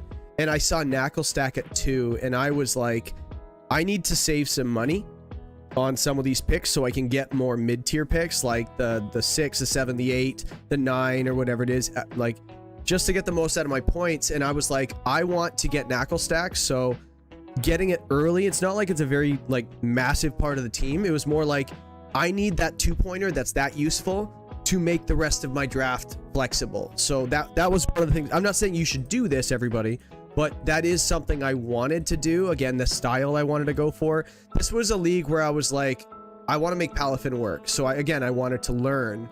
I was going in with a learning mindset rather than I'm just going to go try to slaughter as many people as I can in 4 turns and go home. So again, going back to what the goal is, right? Yeah. And if we're going to dissect this tier list that you have in front of you, the things that point out to me are the 4-point category has some good value here. Sneasel is probably the first guy that jumps out to me as being really strong in that 4-point slot because of all it can do. So like I see Sneasel that's really good down there, Morgrum's really good down there. And so what you can do is you can kind of plan your mid game to where, okay, I'm going to pick Sneasel. I mean, you can even reach for Sneasel at that rate. But being able to get value out of those bottom tiers is a skill that a lot of people, I don't have it, but a lot of people can have, is if you can get good value out of it. And so there are mons like regular Persians down there that people use. I like using Mr. Vis. Hitmonchan's good. Like, there's a lot of things you can get value out of down there. So if you can kind of balance those with your middle tier mons, because that's really what matters, is balancing them with your middle tiers. Your high tiers, sure, but they're your high tiers. They're going to carry you a lot of the time anyways. They should. Being able to kind of bridge gaps is what you need your bottom tiers to do. You could also think of it like, I'm bringing my bottom tiers to maybe 1 or 2 games. Fair. What 1 or 2 games? I guess I'm getting a little too far ahead of myself with what those are, but that's kind of how you can view it, right? Yeah, no, that's a good point too. Like, I think using the low, so I think you and I would both kind of agree. We might look at it different ways, but seeing value in the low tiers kind of really round out teams. I've seen guys throw on 3 mascots on a 9 or a 10 team roster, and those are just dead slots if they're just mascots. Like, oh, I'm gonna go get I don't know, I'm gonna go get not Crocolore, what's the first one? I can't remember. Fuecoco? Yeah, I want to go get Fuecoco just because it's my mascot. My logo is Fuecoco. Oh, and I want to go get Grook. Well, not Grookey's a bad example because it's actually usable. I want to go get Bellsprout because Bellsprout is my favorite Pokemon. I have a plushie of it. And like, I feel like you can do so much better than that and actually have them on that you can use once in a season. Or if you use it once, it's valuable, right? Arbok. I've seen people run Arbok. It's got some fun stuff. Intimidate. It's a fairy switch in. It covers a role, you know? It's a role that exists. It might not fit on every team, but it is one. So finding the value in the low tiers, I personally find as very valuable, but then I don't pick those first. Then I go back to what Spades was saying, build your core first. So again, not so much. I want to do one sidetrack because it really is bothering me. Go back to the 4-point thing. Oh boy, you love that tier. Why is Dartrix in 4? I'm very curious. Why is Decidueye and Dartrix side by side? That's a good point. I need to know now. What does Dartrix do that it's in this tier? I don't know. You can continue. I'm just curious now. I feel like someone gave me this tier list that may or may not be in this call. So I stole it from somebody else.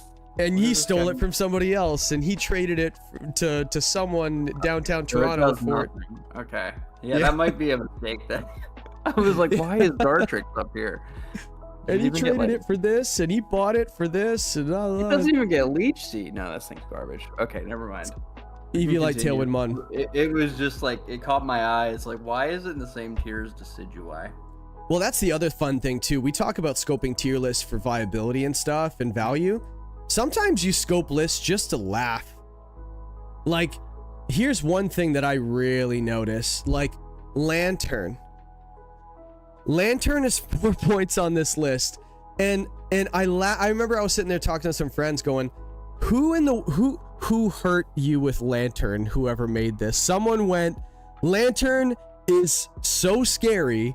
I have to make this 4 points because someone will break the game if it's at 2." You know, so I got a good kick out of that one too, and like. There are just some things that, again, to each his own. Everyone builds a draft, because we talked in the beginning about criticizing other people that run leagues and stuff like that, and it was like, give them a break, you know, it's fun. But yeah, but let's go to our other points here, just so we're not too far off track. Yeah. All right, so let's go back to the preseason prep stuff. So we did kind of the point, well, we indirectly talked about that, is understand your tier list and look through the tier list. So yep. We did that. Hooray. Yep. Know where your drafting draft position is. That's the next point. That's huge. Yeah. The point being really is, are you towards the front or are you towards the back? Mm-hmm. That's kind of the big point, I would say. If you have anything to add about that, you can really set it, or actually no, you could say front, middle, or back, because middle has its own kind of quirks.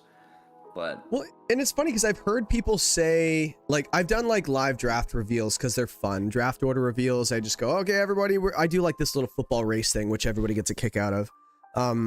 And then, you know, I do it live. I post the video, whatever it is, or people can watch it. And the reactions are funny because some people, they get first overall and they go, yay, I won. And then some people go, I hate going first. So that's such a difference in feeling behind that draft position that some people are so sought after. Very much a preference thing. I know. Yeah. It's My definitely a luck when I'm preference the number thing. one pick is completely terrible, so I hate it. I like it. I like but it. yeah, so I would say the best thing to talk about here is the front, middle, or back position as far as draft position. So if you are in the top third, that is, what people say, you get the top tier mons. So Yep. you get your Fluttermane, you get your Ogerpon Hearthflame, you get your Ursaluna, you get your Urshifu, your Rillaboom. Like, that is what you would say the top tier is, right? Or the Yeah. top half of the draft, or top third of the draft. Yeah, objectively, yeah. Yeah. The middle portion is, okay, well, what am I left with? That's kind of what the middle portion is. Just There's not much have more a to few add plans. about that, is there? It's just you're in the middle, whatever's left for you. Nice. Yeah, and there's some good stuff. Like, it's like you just can't go in with like wanting like if you're fifth. Say there's 10 people or 12. Let's just say 10 because sometimes it's like smaller. If you're 5 or 6, you can't go in and say I'm going Urshifu water. I'm getting rain, and that's my game plan. There's a good chance it's gone because Urshifu is pretty sought after. But you might be able to go for a solid, Trick Room core. You might be able to go get an Ursaluna. Which is very, very good. You might be able to get Goldengo, maybe, depending on what people go for. It's a little bit of a wait and see kind of position, but some people prefer drafting very reactive, and some people are planners. But what would you consider yourself, Spades? A reaction type player? Like, hey, it's my turn. Let's see what's there. All right, let's make my pick next. Or you do like to kind of plan it out? For picks 1 to 3, I go in and say, all right, what do I want to use without any plan at all. After that, then I try to make it work. But yeah, so I go into it saying, all right, what do I want to actually use? And then my back picks usually make it work. So that's where I start making plans. That's how I do it, at least. Mm-hmm.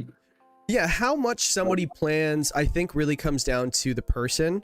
But I do think planning something, and again, it doesn't mean to be, I want these 12 or these 10 or 11, and I want all of these. It could just be like, for example, what I like to do, looking at this tier list, I love a lot of different water types, and sometimes I don't care which one I get.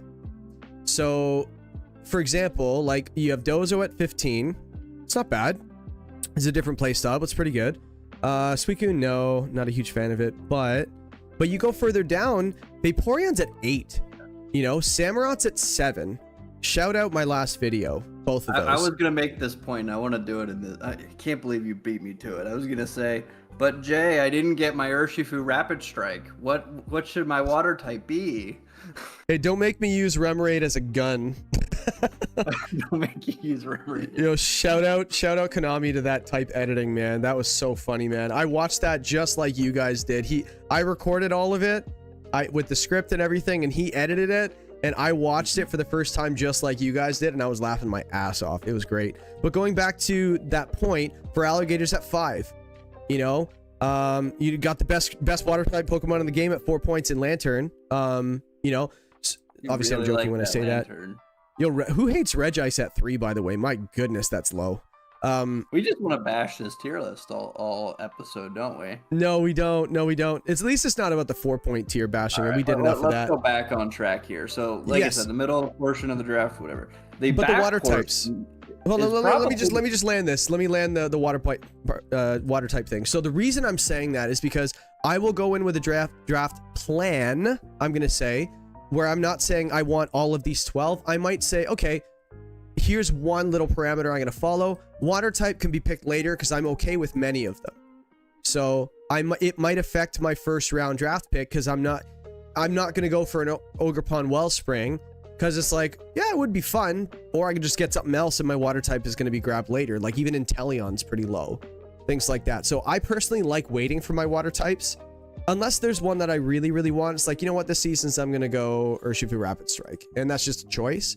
But again, there could be little strategies like, hey, let's go on the flip side. Fairy types. There's not many that I want. There's only like 2 of them that I'm really okay with using on the way I want to play this season. Let's get it early. So again, it's not like I'm going to pick these 12 and go in with that plan, or I'm going to have 10 plans of 12 mons with different strategies. Like you can go with like targeted ideas. It's like, hey, redirection's at a premium in this format. let's get it early. Do I need it? Things like that.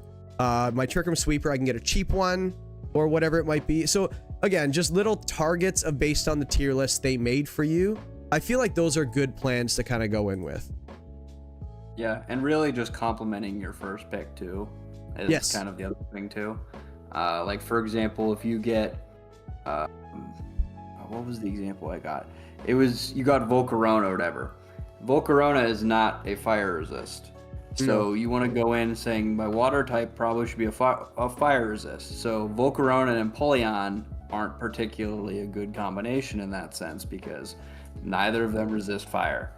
So there's those levels to it too, right? Yeah, exactly. And that's just like understanding, like, to support your top picks, right? Like you're saying, right? So according to like what we're kind of emphasize here, when you're kind of getting your prep ready, whether or not you want to kind of wing it, see what's available, like Spades was saying, depending on your draft position, and the lower you are in the draft order, I think we would both agree, the less you can actually prepare for it, aside from just general ideas. And that's the good segue to what if you're in the bottom third of the draft, or what my do you favorite do? Part of the draft. So that's where, because you're kind of closer to the wheel, or what people call the end, you can plan back-to-back picks. And same thing with the top, but you start with the back-to-back pick. And that's my favorite spot to be, like second to last or even last, where you can plan back-to-back picks and you can really start to build out your combos. For example, last generation, Indeedee Hatterene was, I mean, you can even do that now, but it's not nearly as good. But that was, you know, an easy 1-2 that you can get right at the end. Or if you want to get in this gen, Cresselia or Saluna, like your easy 1-2. So my favorite portion of draft position is definitely the back, because I love finding these combinations. So that's my mindset whenever I'm a back or a bottom third in the draft order is, all right, I'm looking for combos. What do I want to build with? And I go from there. Yeah, and I think I agree with that too. It is nice when you are okay being more reactive. And I think based on your style of drafting, like kind of the way you like to go about it, is very, let's have a look. So the sooner your next pick is valuable. Me personally, because I'm more of a planner, I like going early. So my favorite is probably top 5, because once I get that first mon, I can find partners for anything. Like I find, like, again, abusing the low tiers, finding synergy, things like that. Like if you go get your sweeper first, like I've talked about this in my previous videos and stuff, is like you go get like a Garchomp first pick. I've never done it, but you could, right? And it's, let's just say your game plan is, I don't even really care. I just need a Tailwind setter that's a fast one or a flying type. There are many, you know, so if that's your plan, grab it first, and then you're okay with the next one, then you can really start building around your core. But yeah, so that's funny, like that you and I both kind of like the opposite ends of the draft. So because it's really nice having like two different perspectives of how they would do it, because again, I'm a planner, you're more of a let's see what happens, and you make it work, and you do fairly well for yourself when you play. So I don't. So I make it work. Yeah, I try to make it work. But yeah, so I guess just knowing where you are going into the draft and what your mindset should be is the important part.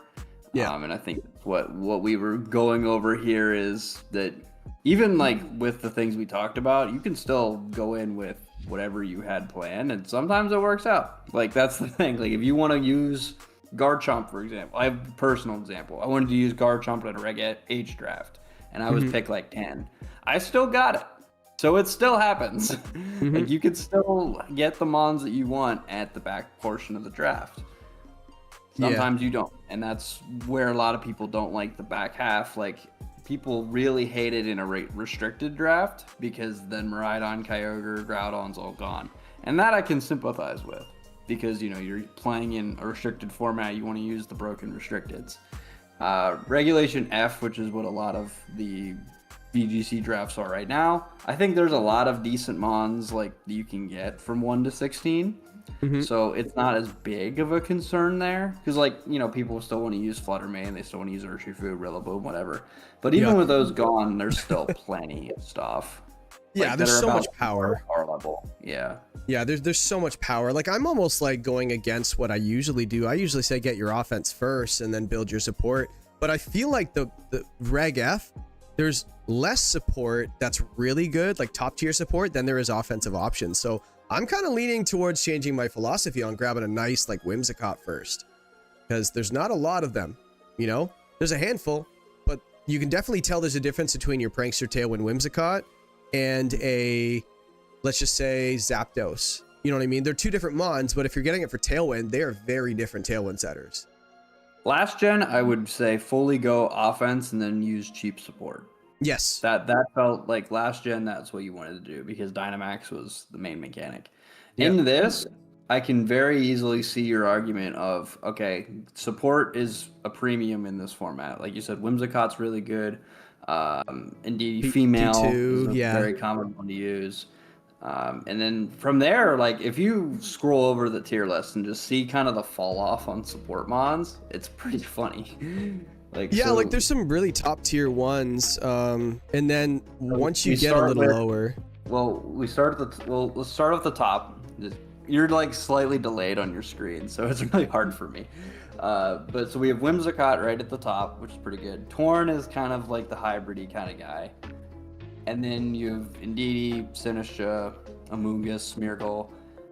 The drop off in power level, like even though they're going down by a few points, it's starting to get more dramatic as you continue down. Yeah, you To can the see point it. There's where- still some good ones, like Mousehold's there, which is good, okay, but there's a big drop off coming, probably at 11, I would imagine, because you got your We have Murkrow. Sableye there, and then the next one over is Electabuzz, Dusclops, Vivillon, Yeah. they're still fine, but that's what we tell them. They're fine. We don't say they're great. And that's a So reason why what they're we tell 10. them. Yeah.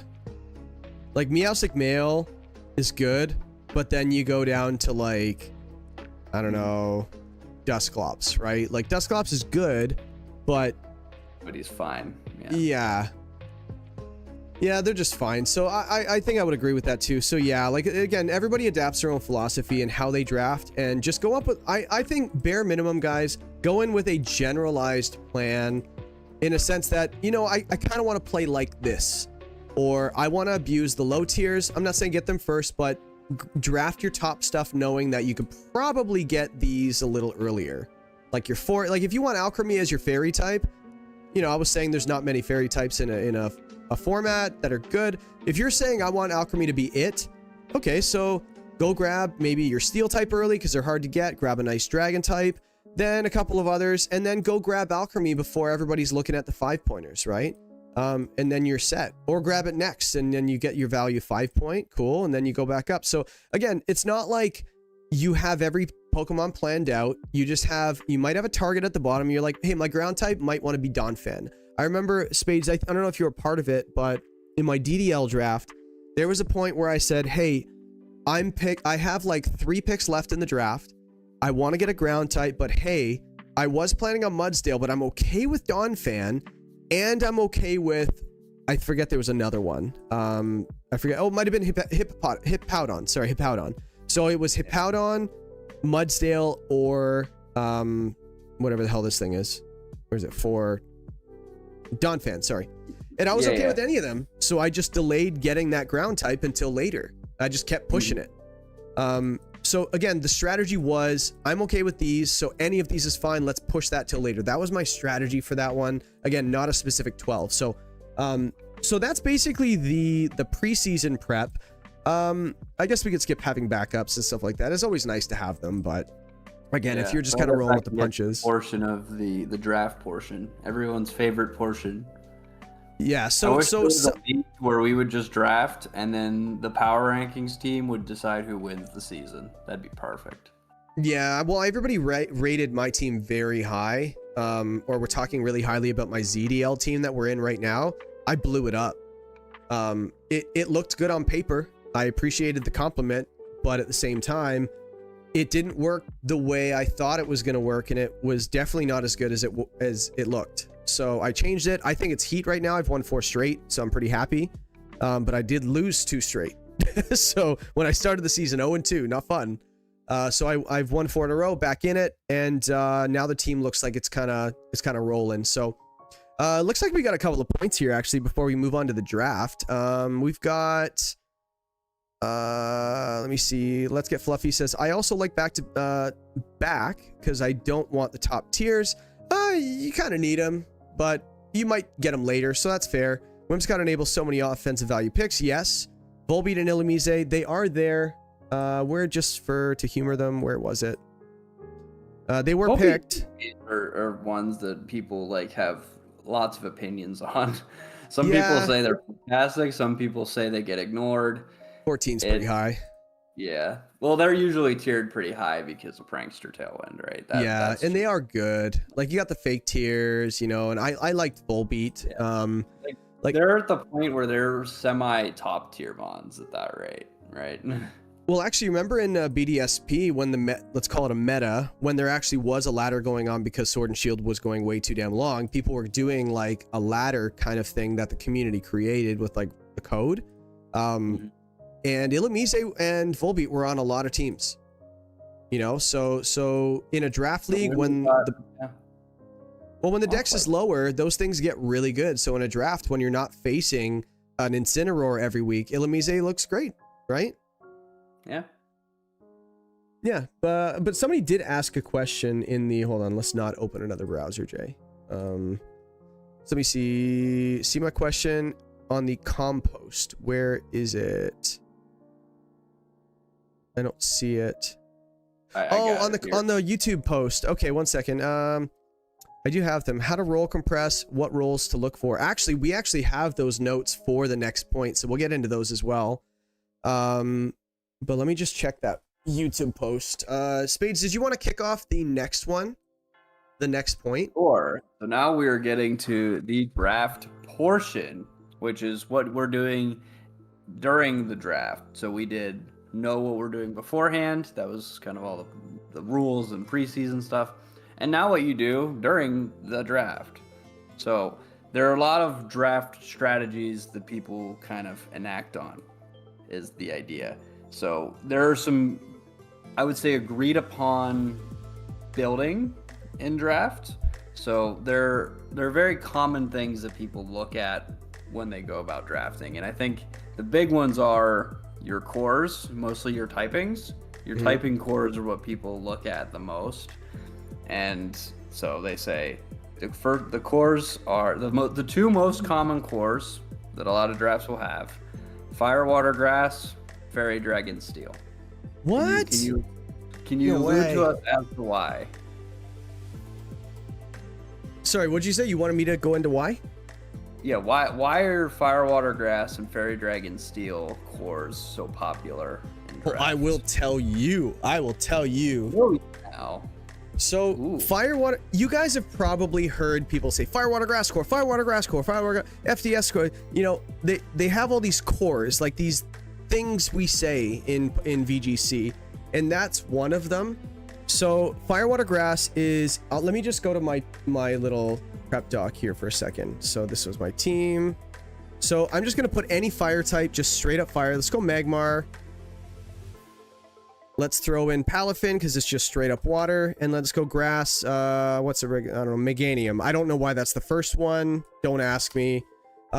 So look what this, let's call it a core, right? So obviously these three, it's not specifically that, it's just the typing. So if you look at the weaknesses and the resistances, so teams are going to come at you with fire moves. So you have 2 resists, water moves, you have 2 resists, and grass moves, you have 2 resists as well. And so you can actually pivot in and out. You guys have probably heard the format like a balance team, right?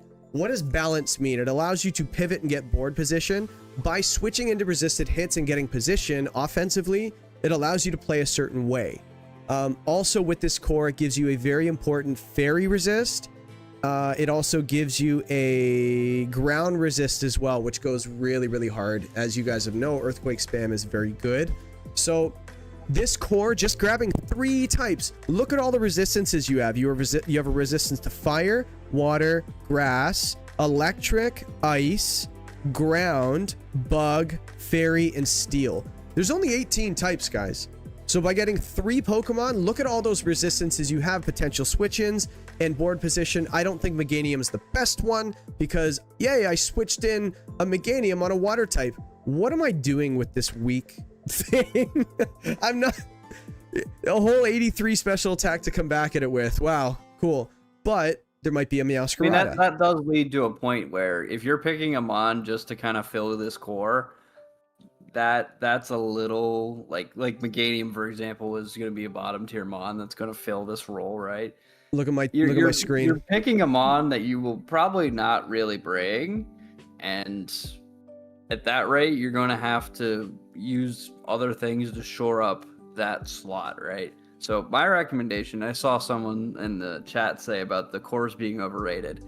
I agree to the extent of people will pick Meganium, people will pick Toxapex, Alomomola. They will pick Mons that don't do anything to say that they have a Fire, Water, Grass core.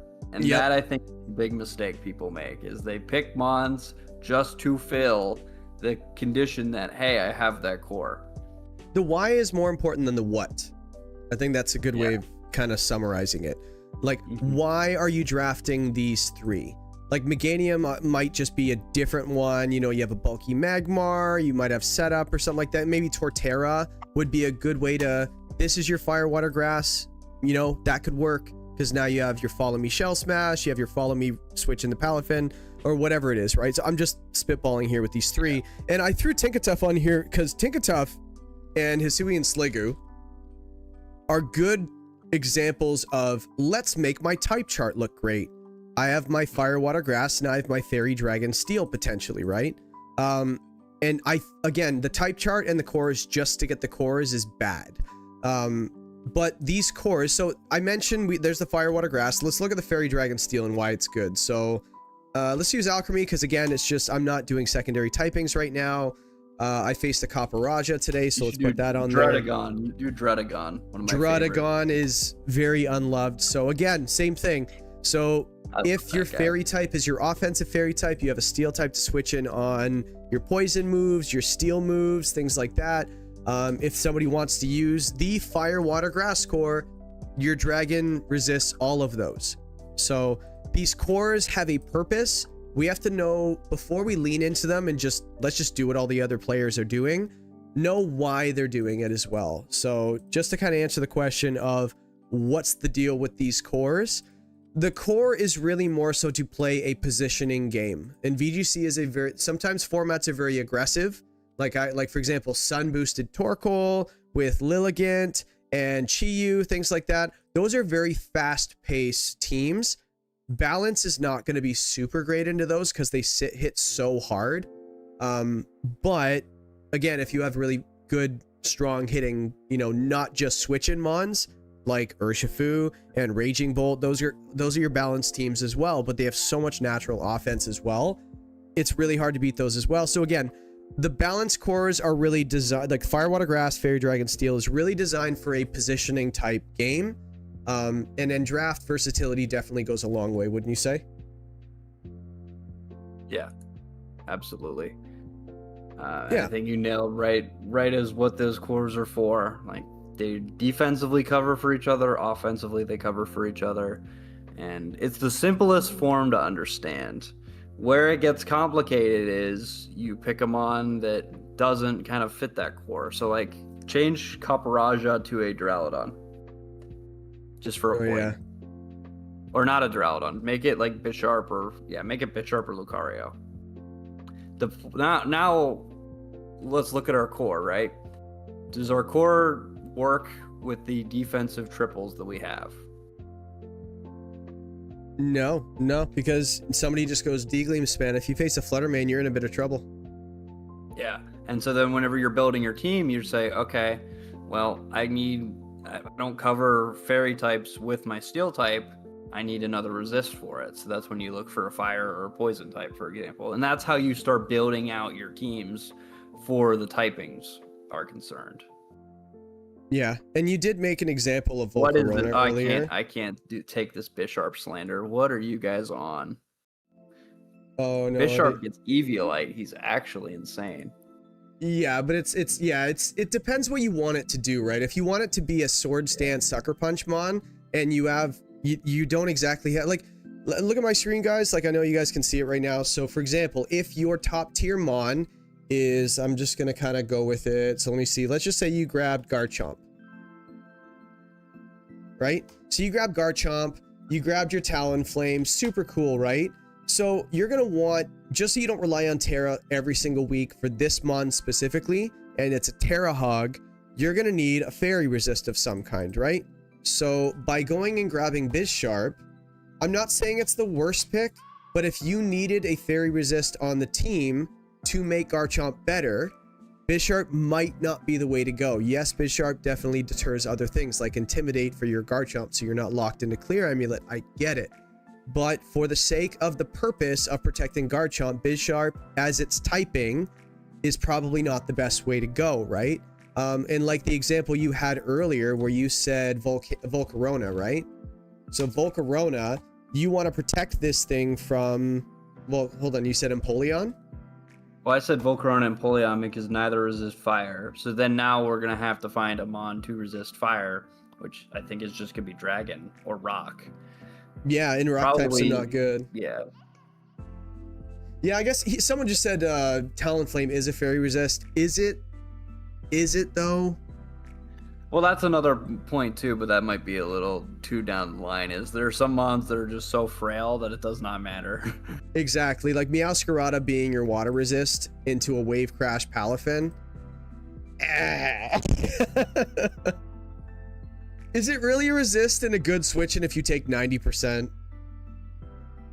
You know what I mean? So I think that's actually a good way to kind of end off the core kind of part of the conversation, whereas what is the core doing rather than just the why is more important than the what. The what is, I got my fire, water, grass, checked mark.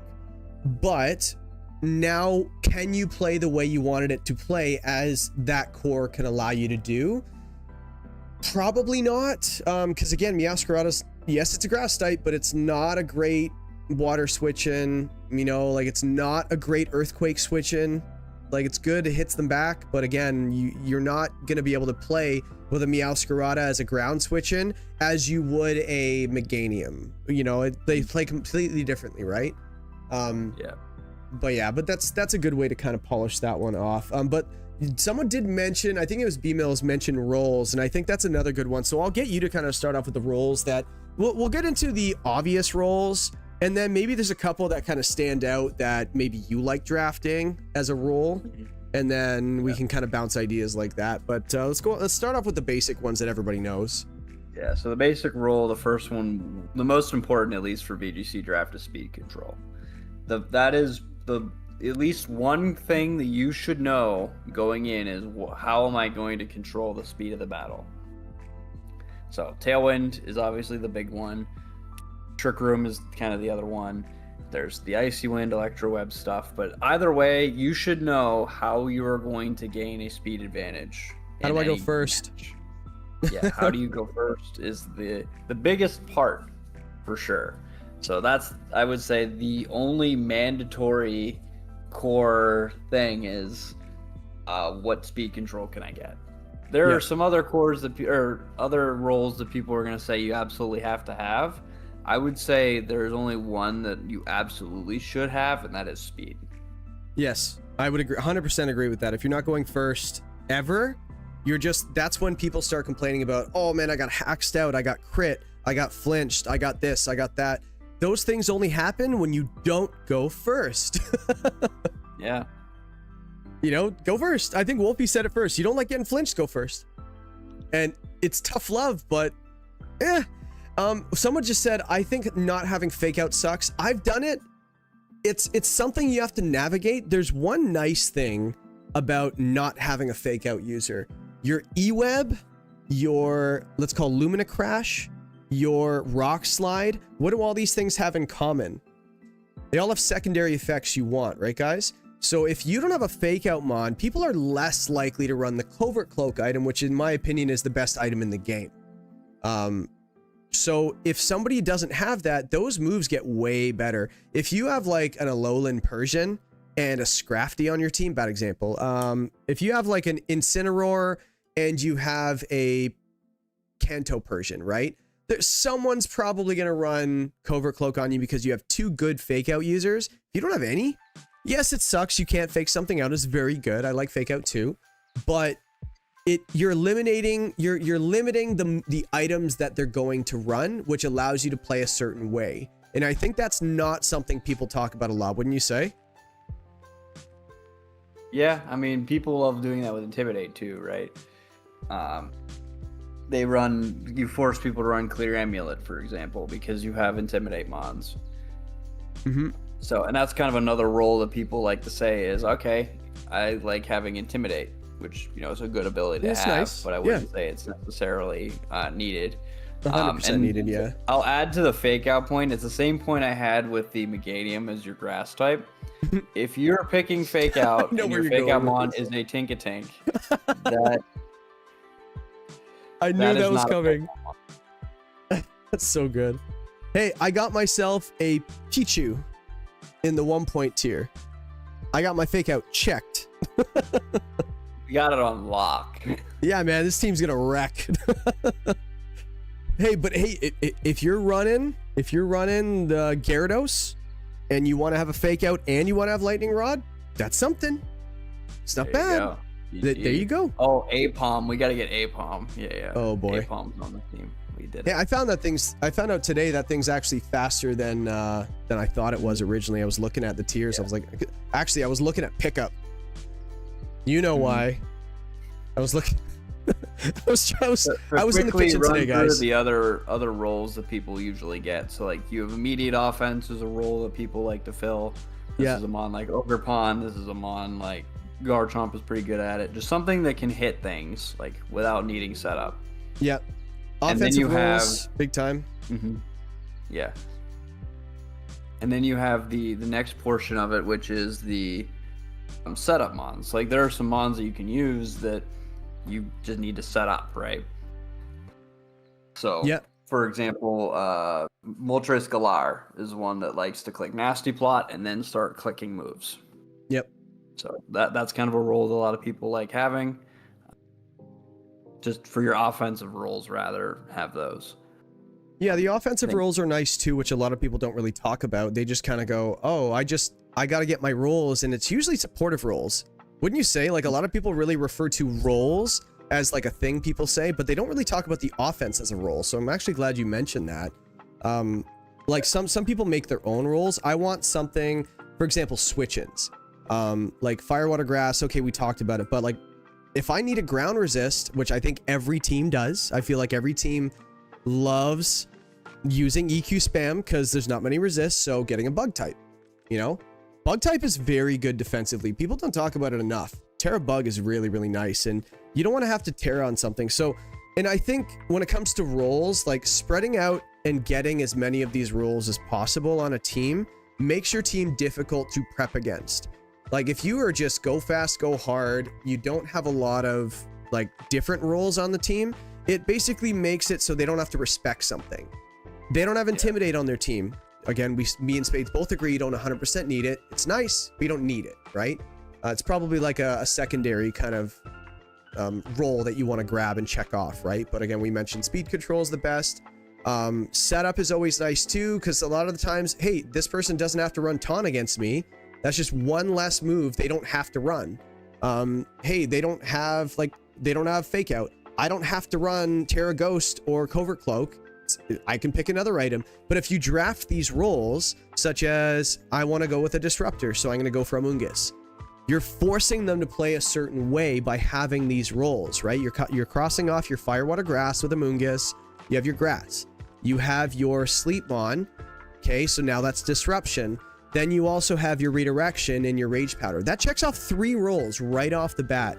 I'm not saying go Amoonguss round 1, but again, based on how you want to play, you can check off a handful of roles at the exact same time. So I can't really think off the top of my head any other roles other than offensive roles, certain resists. I know there's not a lot of ghost resists in Pokemon. Ghost, ground are really hard to get. Flying, ice, those are really hard resists to get. because there's not a lot of types that resist those typings. So yes, those are, I guess I would consider rules too. Mm-hmm. Yeah, someone said Amoonguss sucks in draft. Why? It's usually really expensive, and you're kind of limiting a lot of the other portions of your team. I would say Rage Powder, it's fine redirection, but having that, like, it is forcing an item in safety goggles, but it's one of those items where it's a gigantic gotcha once it comes out. Yeah, and we're talking about roles as well. If you did draft an Amoonguss on a team, how do people... I mentioned this in one of my last videos. Yes, it's usually overpriced. I agree with that. So that's probably more of a reason why you'd go away from it rather than just Amoonguss sucks. But I think that, like, for example, I mentioned this earlier today. I had knockoff on my Toad Scroll earlier in my prep week because I wanted to go for Salt Cure. Well, how do you beat Salt Cure? Well, Covert Cloak just does it. You know, you go for Covert Cloak and you go for Terra Ghost. Knuckle Stack or Garganackle can't touch it. Can't do anything. So having knockoff and knowing how people want to beat me does that. So against, if you know that everybody wants to run safety goggles on you, you can have the Amoonguss run Frisk. Frisk is a really good find out where it is. Cool. They can go Terra Grass. Usually it's open Terra, so you can see where it is. So you're forcing them to go Terra Grass or run a certain item. So is it for everyone? Probably not. But it does force you to play a certain way. And sometimes a hard Trick Room team is like, damn, I can't do this because. So having those rules makes it so they have to navigate those things. So yes, it's overpriced. I 100% agree with all of you, but what do you do in that case? Because like you can go, people love Venonat, right? And it's just Amoonguss, but cheaper, right? Slightly different type. And the lower tier ones people don't typically prep for, right? Like you're not going to have safety goggles be brought because of you have a Venonat, or maybe a Fungus, because Fungus is a little bit more annoying. But yeah, like let me see. I mean, I had Amoonguss. I would O-Rob still bring it 90% of the time. What does that mean, O-Rob? Oh yeah. So again, there are some Pokemon that I've always wanted to draft, because I just saw that you just haven't justified drafting it. But there are some Pokemon that I've always wanted to draft, and I think they're good. And some people say you don't actually like it and you don't believe it because you haven't drafted. Well, that's not true. It just hasn't fit on a team yet. There are some Pokemon that I've been looking at for years, and I'm just waiting for them to be on a right team to make them kind of more successful. Crocodile's one of them. Everybody loves themselves some Crocodile. I haven't done it yet. I haven't. Do like Crocodile. Yeah, it's not bad. Good. I had to resist the urge in the most recent draft I did because I already had 2 Intimidate Mons. Yep. So see, that's a reason why it doesn't mean you don't like Crocodile. It just means that you've already got something else, right?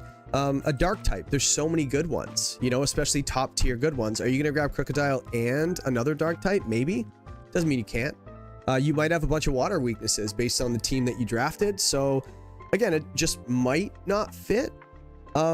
So that's basically the roles. B-Mills, you asked the question if there's any other roles you wanted to ask about.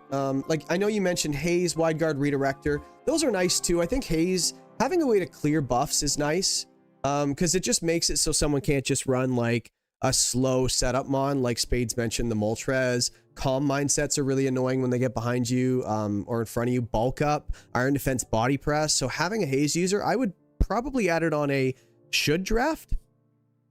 Question mark? Not a must draft, but should. I think that's fair. This is a slander that I hate Crocodile. I draft Crocodile when I probably shouldn't draft Crocodile. Are people ripping into you? 1 second. Oh yeah, yeah. B-Mills is just trolling. It's a team with Megaments and Arcanine Hisui already. I don't need another Intimidate Mon. Come on, man. Moxie, go burn. Because then people start running Adrenaline Orb versus you, and I've gotten burned by that item a few times, so... Yeah, draft to be draft, right? I love the creativity in it and stuff like that people just run. Like, I love competitive with Adrenaline Orb, and then you get a +2 and then your speed as well. Love it. Yeah, Prankster, where would you value Prankster, Spades? Because, like, I'm kind of torn on it. No pun intended. You're torn on it? So Prankster in general, I mean, there's really only a few good Prankster mons, right? So there's Whimsicott, Torn, and the Bugs. Then you get to like you know, the Murkrow, mid-tier ones of Klefki, and you got Meowstick. And I Sableye. think Prankster is nice to have, like, on a team for sure, because it gives you a lot of, what's the word I'm looking for? There's You go initiative. first. I would say. It gives you initiative. It gives you control, right? You can get these moves off without having to worry about anything, right? Mhm. God, why BMO just thinks I hate every Pokemon, man. Yeah, It's dude, so- hold on. I have to defend him on the Klefki comment. He loves that thing probably too much, and I love it. So, yeah, Prankster does give a little anti-trick room too. Any priority is nice. Yeah. But yeah, like, I think Prankster Tailwind, like, there's really nothing like it. There really isn't. When you have it, you love it. When you don't have it, you're like, you cope a bit. You're like, I don't need it. But you don't really need it. It's just, it's an immediate go fast, go now kind of mode that your opponent might not have, and it gives you a leg up turn one, and you have to prepare for it immediately, right? Yeah.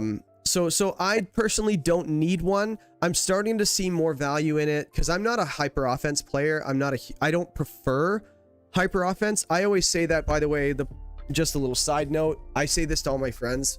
So they say, oh, it's not your play style. Or someone says, oh, that's not my play style. And I go, I kind of get really, really close to the camera or the mic, and I go, you know what your play style is? The one that is required to win. You know what I mean? Sometimes you need to play a style that you don't like to play. Well, too bad. Do you want to win or not? You're looking at a roster in front of you, and it might take... Spades, you and I, like, we built some really dumb teams, and it's like, this is really awkward, but I feel like this is what we have to do this week. You know? Yeah. This direction feels... weird team building. It feels right. It's uncomfortable, but it also forces you to play in a style that you're not really used to, so you can get better at it too, right? So, and I feel like that's what draft kind of is too. So I'm not a big HO guy. I don't like it because it's less fun. Click Tailwind, go spread move is not exactly the most exciting form of draft for me. Unless I You'd go rather VGC. lose than play those. So Yeah, I'd rather lose, which I do. I do enjoy my hyper offense stuff. It definitely does. It makes me happy, I would say. Yeah, exactly. Sorry. I mean, hyper offense is less good, I'd say, this gen versus last. I was much better last gen, so that's probably why I say this, because I was the hyper offense guy last gen. Like, I was picking Cinderace, I was picking just everything that could hurt things as fast as possible. You kind of have this gen, to, I think though. it's a lot harder to do that. So yeah, that's in Dynamax, like, I feel like you had to be able to go faster than your opponent and go harder than your opponent turn one, or else someone's getting hit with a weakness policy Dynamax move. If you don't, you were forced to play like that. So it is what it is. But definitely one archetype that I will never touch, though, is Hard Trick Room. God, I will never touch Hard Trick Room. I hate playing Trick Room as it is. Oftentimes, whenever I do a Trick Room mode, it's because my opponent is extremely weak to it. So, like, I guess a recent example, I have a team with Regieleki, Chi-Yu, Baxcalibur, and my opponent's team was like Flutter, Ogerpon, Hearthflame, Garchomp, and some other stuff. I'm like, okay, so they're gonna lose to Weirdeer and Araquanid. yeah, It's not my strong stuff, but they're going to lose to it, and they did.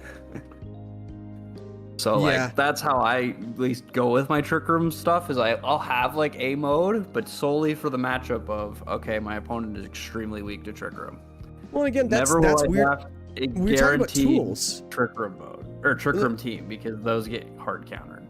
Yeah, like, I would never say anybody should go fully commit to one mode. Again, if you're just locking into one style, you might ever, like, my very first draft I ever did, I wanted Rain, and I went for, what is it, Pelipper, I went for Dracovish, and I went Seismitoad, and I went, like, Thundermons, Hurricane Mons, yeah, the whole team was Rain, and it's just made it really easy to prep against, unfortunately. So it's, yeah, so someone going hard Trick Room, like, hard Trick Room in 1 week, I don't think there's anything wrong with that, but hard Trick Room on a roster, I think that's a little... There It's a little was a roster like that in a Reg Age league that I hosted.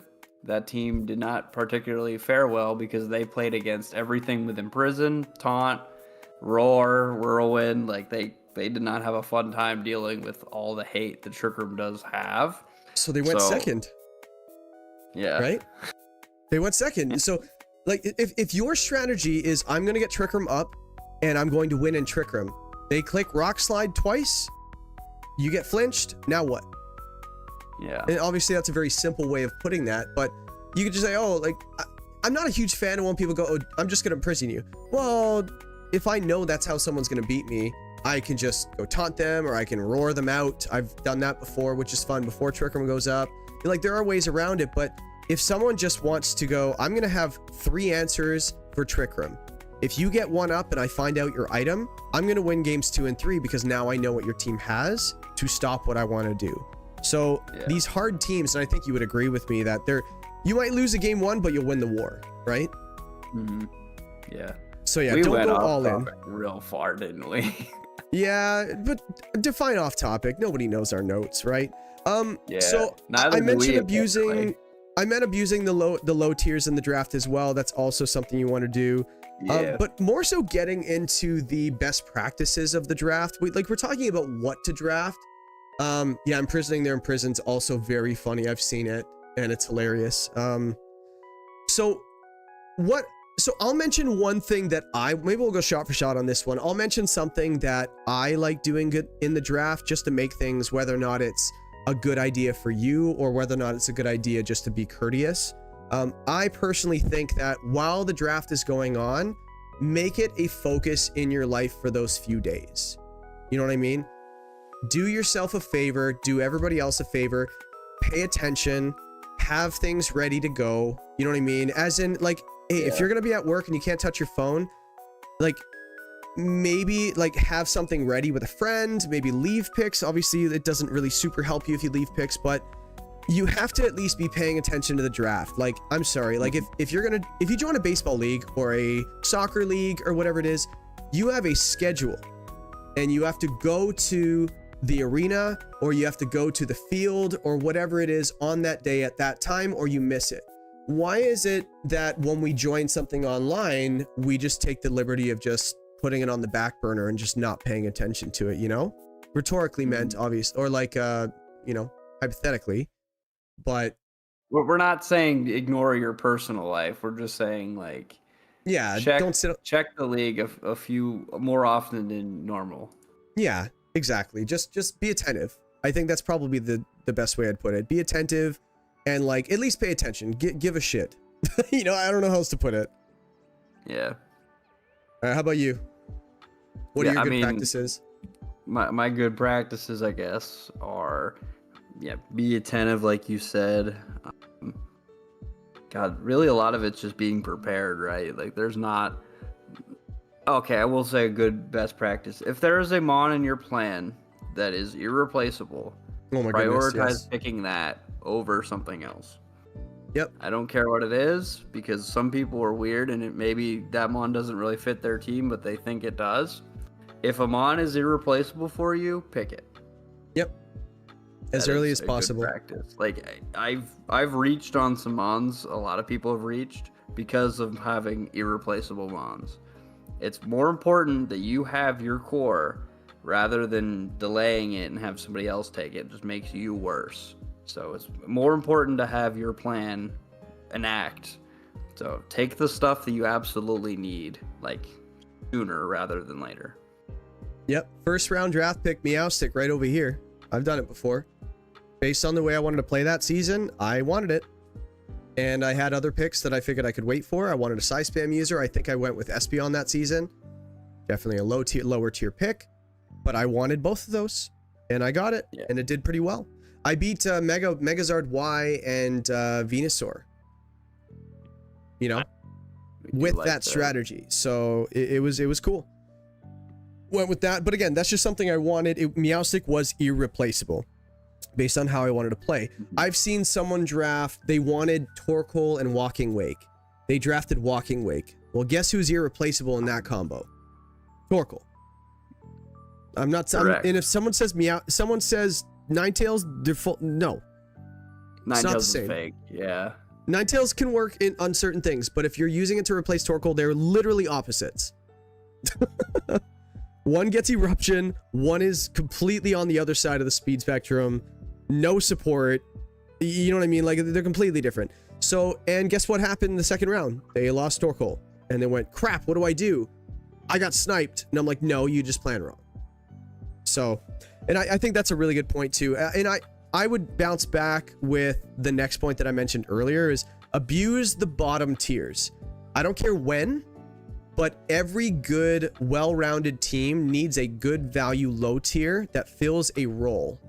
Could be a 1 week role, could be something weird here. I see I don't know why it's so cheap in most leagues. Isn't it weird that it's so cheap? Yeah, well, in my leagues, it's going up because it's dominating one of my leagues. Yeah, it's great. But, yeah. Well, one of those mons I've always wanted to have better too. than great is the thing, but that's a topic for another day. But yes, definitely try to get low tiers that you are going to use if you're going that route. If you get mons just to, like I said, fill roles or fill typings, that's often less valuable than picking just usable mons in those tiers. Yeah, and there are some people that go top heavy, you know, like we know a handful of them. You know, it's a 10 team, it's a range, sorry. It's like you have to pick between 9 and 12 mons. Every time they play, they'll pick 9. They'll go top, leave 1, 2, 3, 4, 5, 6, whatever it is. Yeah. And then they grab 3 1-pointers.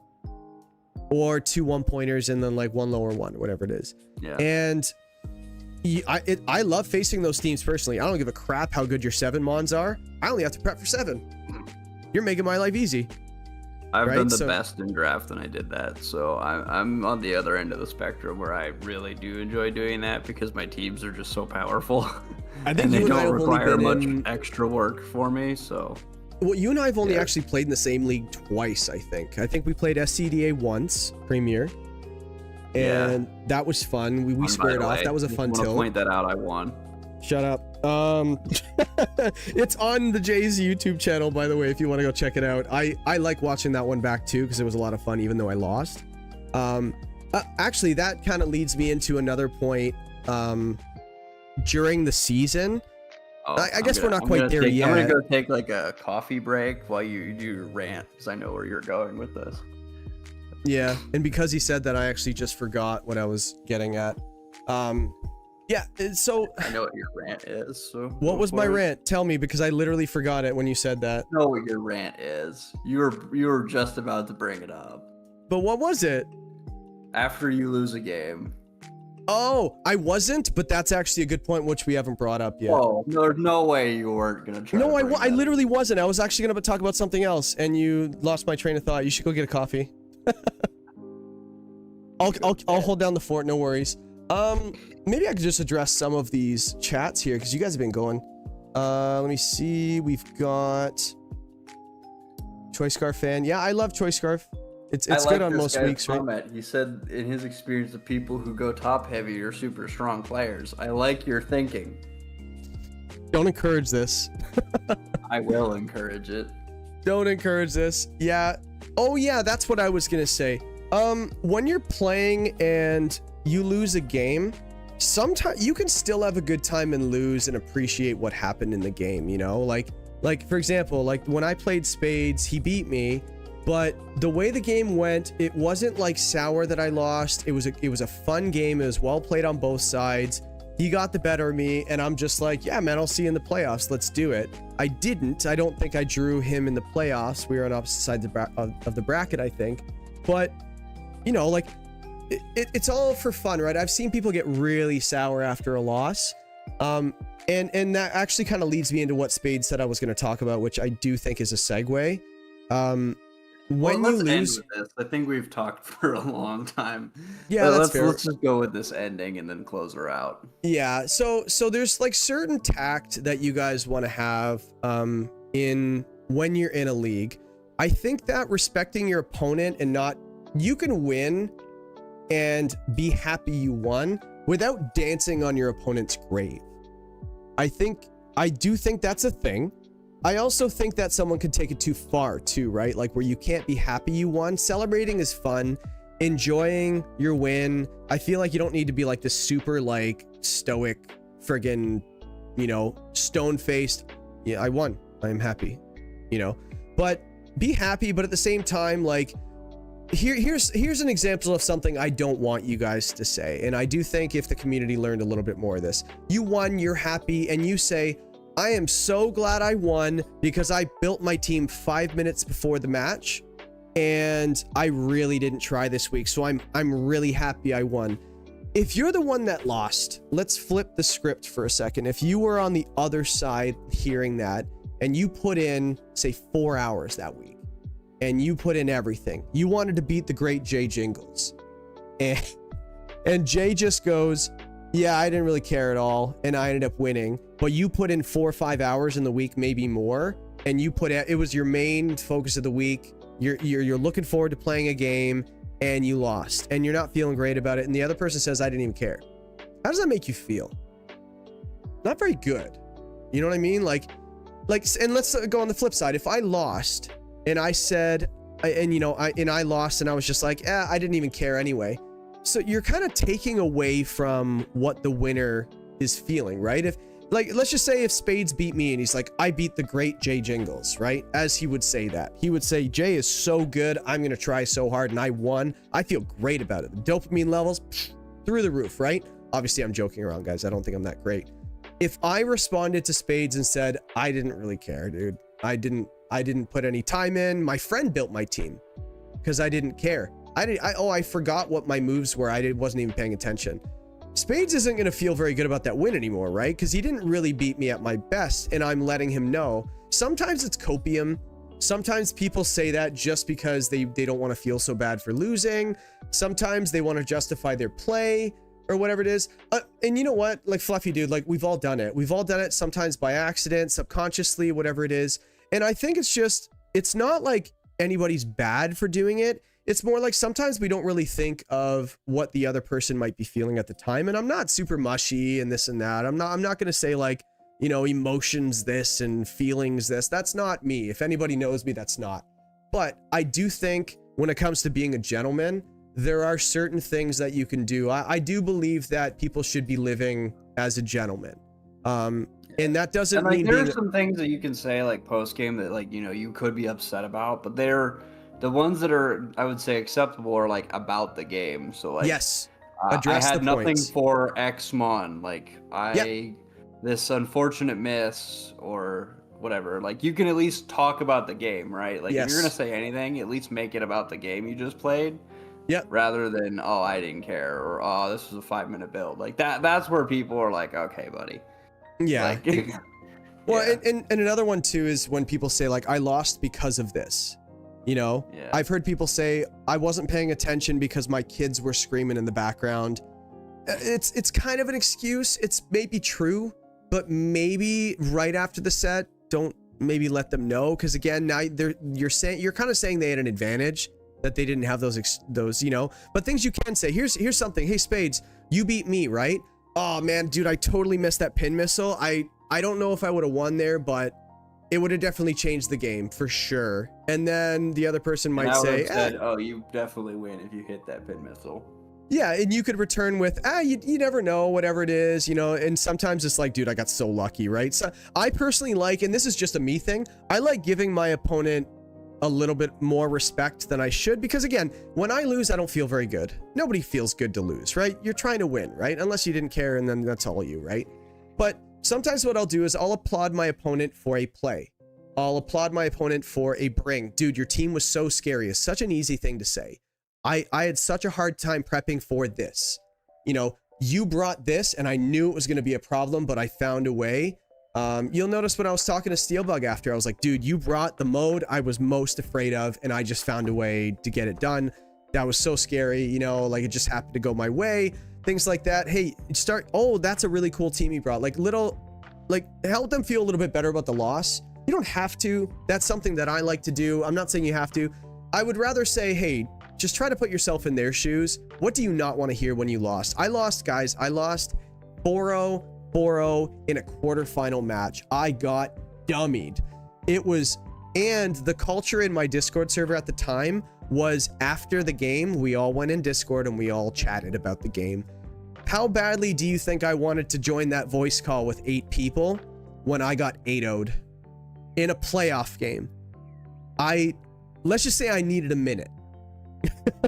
I needed a minute. And I love the guy that beat me too. So he was really cool about it too. He went, oh man, it went so well for me. I prepped really hard for you, Jay, and it worked out the way I wanted it. And I was really afraid of this, this, and this. That's not bad. He won with grace. I lost with grace. It was harder for me. But I went in and I was like, yeah, man, I had no answer for it, man. You just kind of, I got rinsed, man. It doesn't feel good, but congrats, man. I wish the best for you. You know, and then in return, he went, yeah, man, like, you know, you had such a good season or whatever it is, and these Pokemon were really good. I'm glad you didn't bring this.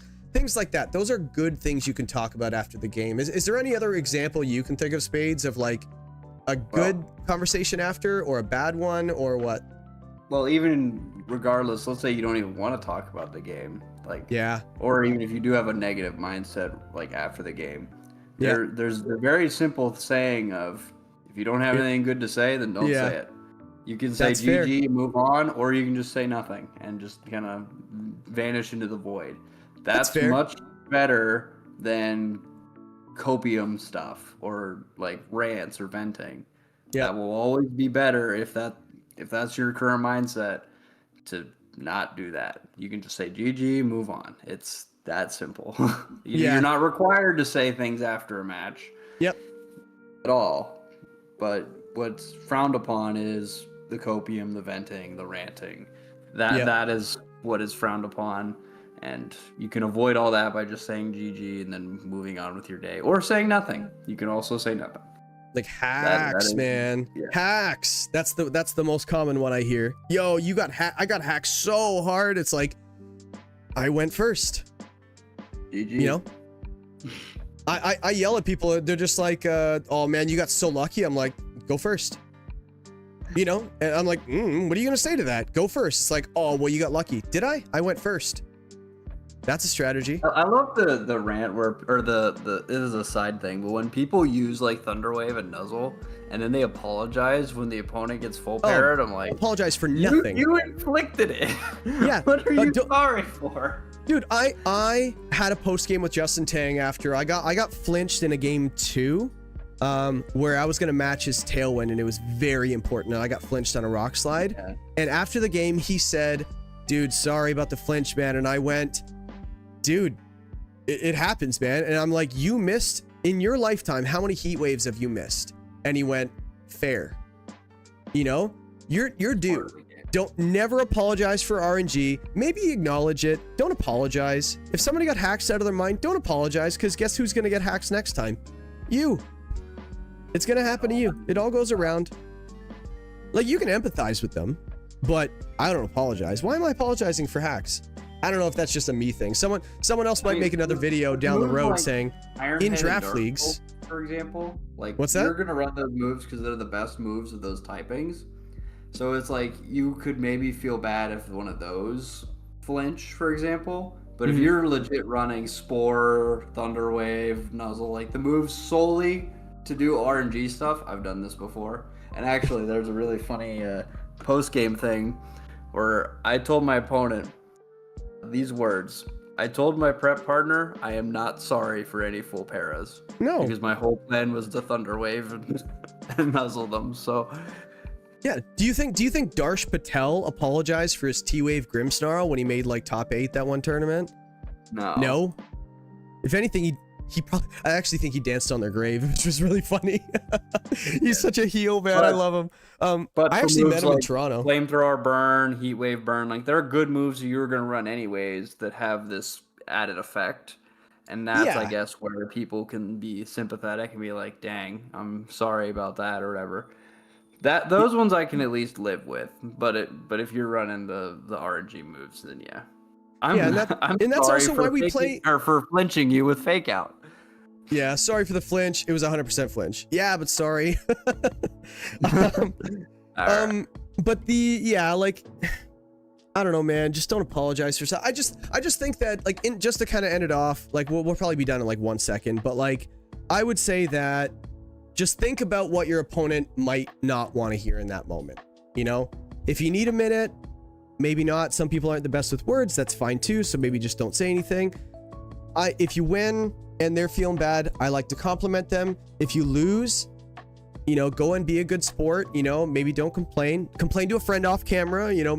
Sometimes I DM my friends and I'm like I'll say something on camera and be like, ah, man, it's the way she goes, boys. And I'll go message Spades. I'll be like, dude, that was the biggest amount of bullshit. I've done it before, but I don't want to say that to my opponent, but you need to vent it, right? You can vent to your friends. Yes. Or to me, depending on how I feel about you, I'll either react or block you. So just be warned.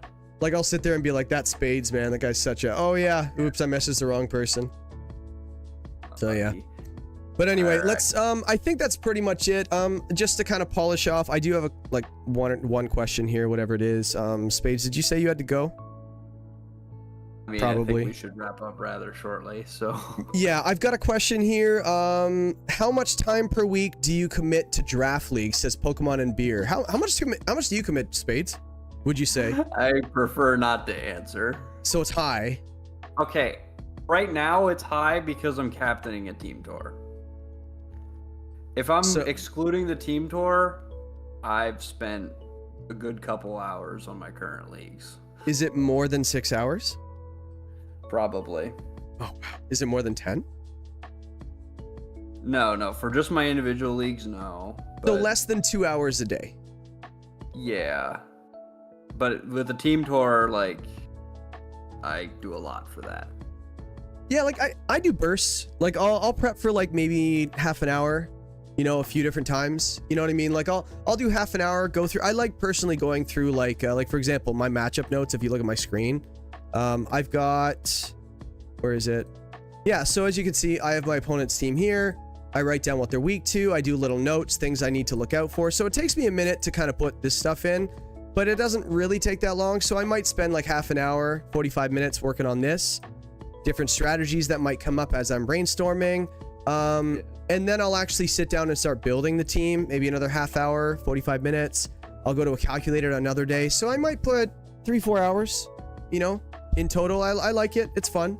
In like a full sweat league, like the DDL or something like that, I'll probably put in a whole lot more, you know? I mean, that happens too, is like, how much do you want to try hard the league?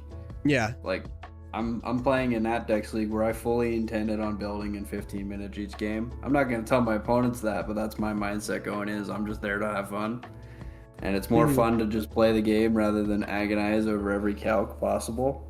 Yeah, you can get too far into prep. I definitely do that, and I've hated myself more doing that. So I'd rather just kind of go in and play the game. Yeah, exactly. Like sometimes you just want to get into the game more. Spade said, B-Mill says, what are some specific roles? Yeah. What are some of the easiest fixes? Roll compresses. We kind of touched on that already, but he also put another one. How much do you look to emphasize consistent lead pairings when you're preparing for a matchup each week? I think the lead is one of the most important things in your prep per week, but I also feel like people only focus on the leads and then you lose to a back row tailwind, you know? So I would say leads are the most important thing, but it's the chess kind of parity there, right? You study your opening so much and get your opening consistent, but then you lose in the mid game. Yep. Like that's kind of the similar thing, right? It's very important to know your opening, but then if you end up getting back rank checkmated, then, well, what happened? like for example, it's very important though. I'm not gonna say the opening's not important. The opening's very important because what the opening does is makes you get to the mid game. If you can't get to the mid game, that's a problem. Yeah, like so in DDL, has to do that. Dude, DDL, one of my favorite strategies all season was late game tricking with Cresselia. Oh, it was good. Oh my goodness. People would be like, because they look at your team and they're like, I need to stop Trick Room. So they lead their Imprison, they lead their Taunt, they lead your stuff that can KO it, whatever it might be. And then it comes in late. Now you've knocked their HP down. So they do their calculations. They're like, okay, well, I can survive this hit from this. And I can survive. I don't get taunted here. I can't be roared. I got my redirection. We are good. Even something like fake out. Someone's like, oh, I just fake out this slot and then I can taunt it and I'm good. Well, what if your fake out is no longer available? You switch in your Trick Room setter on turn 1. Now your fake out's gone. Is that your only answer for Trick Room? If it is, you lose because I'm gonna get Trick Room up. So yeah, like I do think that the lead is the most important part of your team building because you could lose immediately. I've seen so many games where someone's like, "Yep, you led wrong, you lose," you know, and there's no coming back. It's also easier to predict lines like to start the game because as the game goes on, the variations like exponentially increase. Yeah, so the board it's states. Important, like so you can map out the early game much easier. So yeah, I agree. And then the last one is I don't know if you would answer this or whatever, but have you ever purposely tried to lose a match? Perhaps you wanted to impact standings for playoffs, or you didn't want to try for real against a good player you might see in the playoffs. So those are actually not bad reasons for not winning, you know? Have you ever done that? Yeah.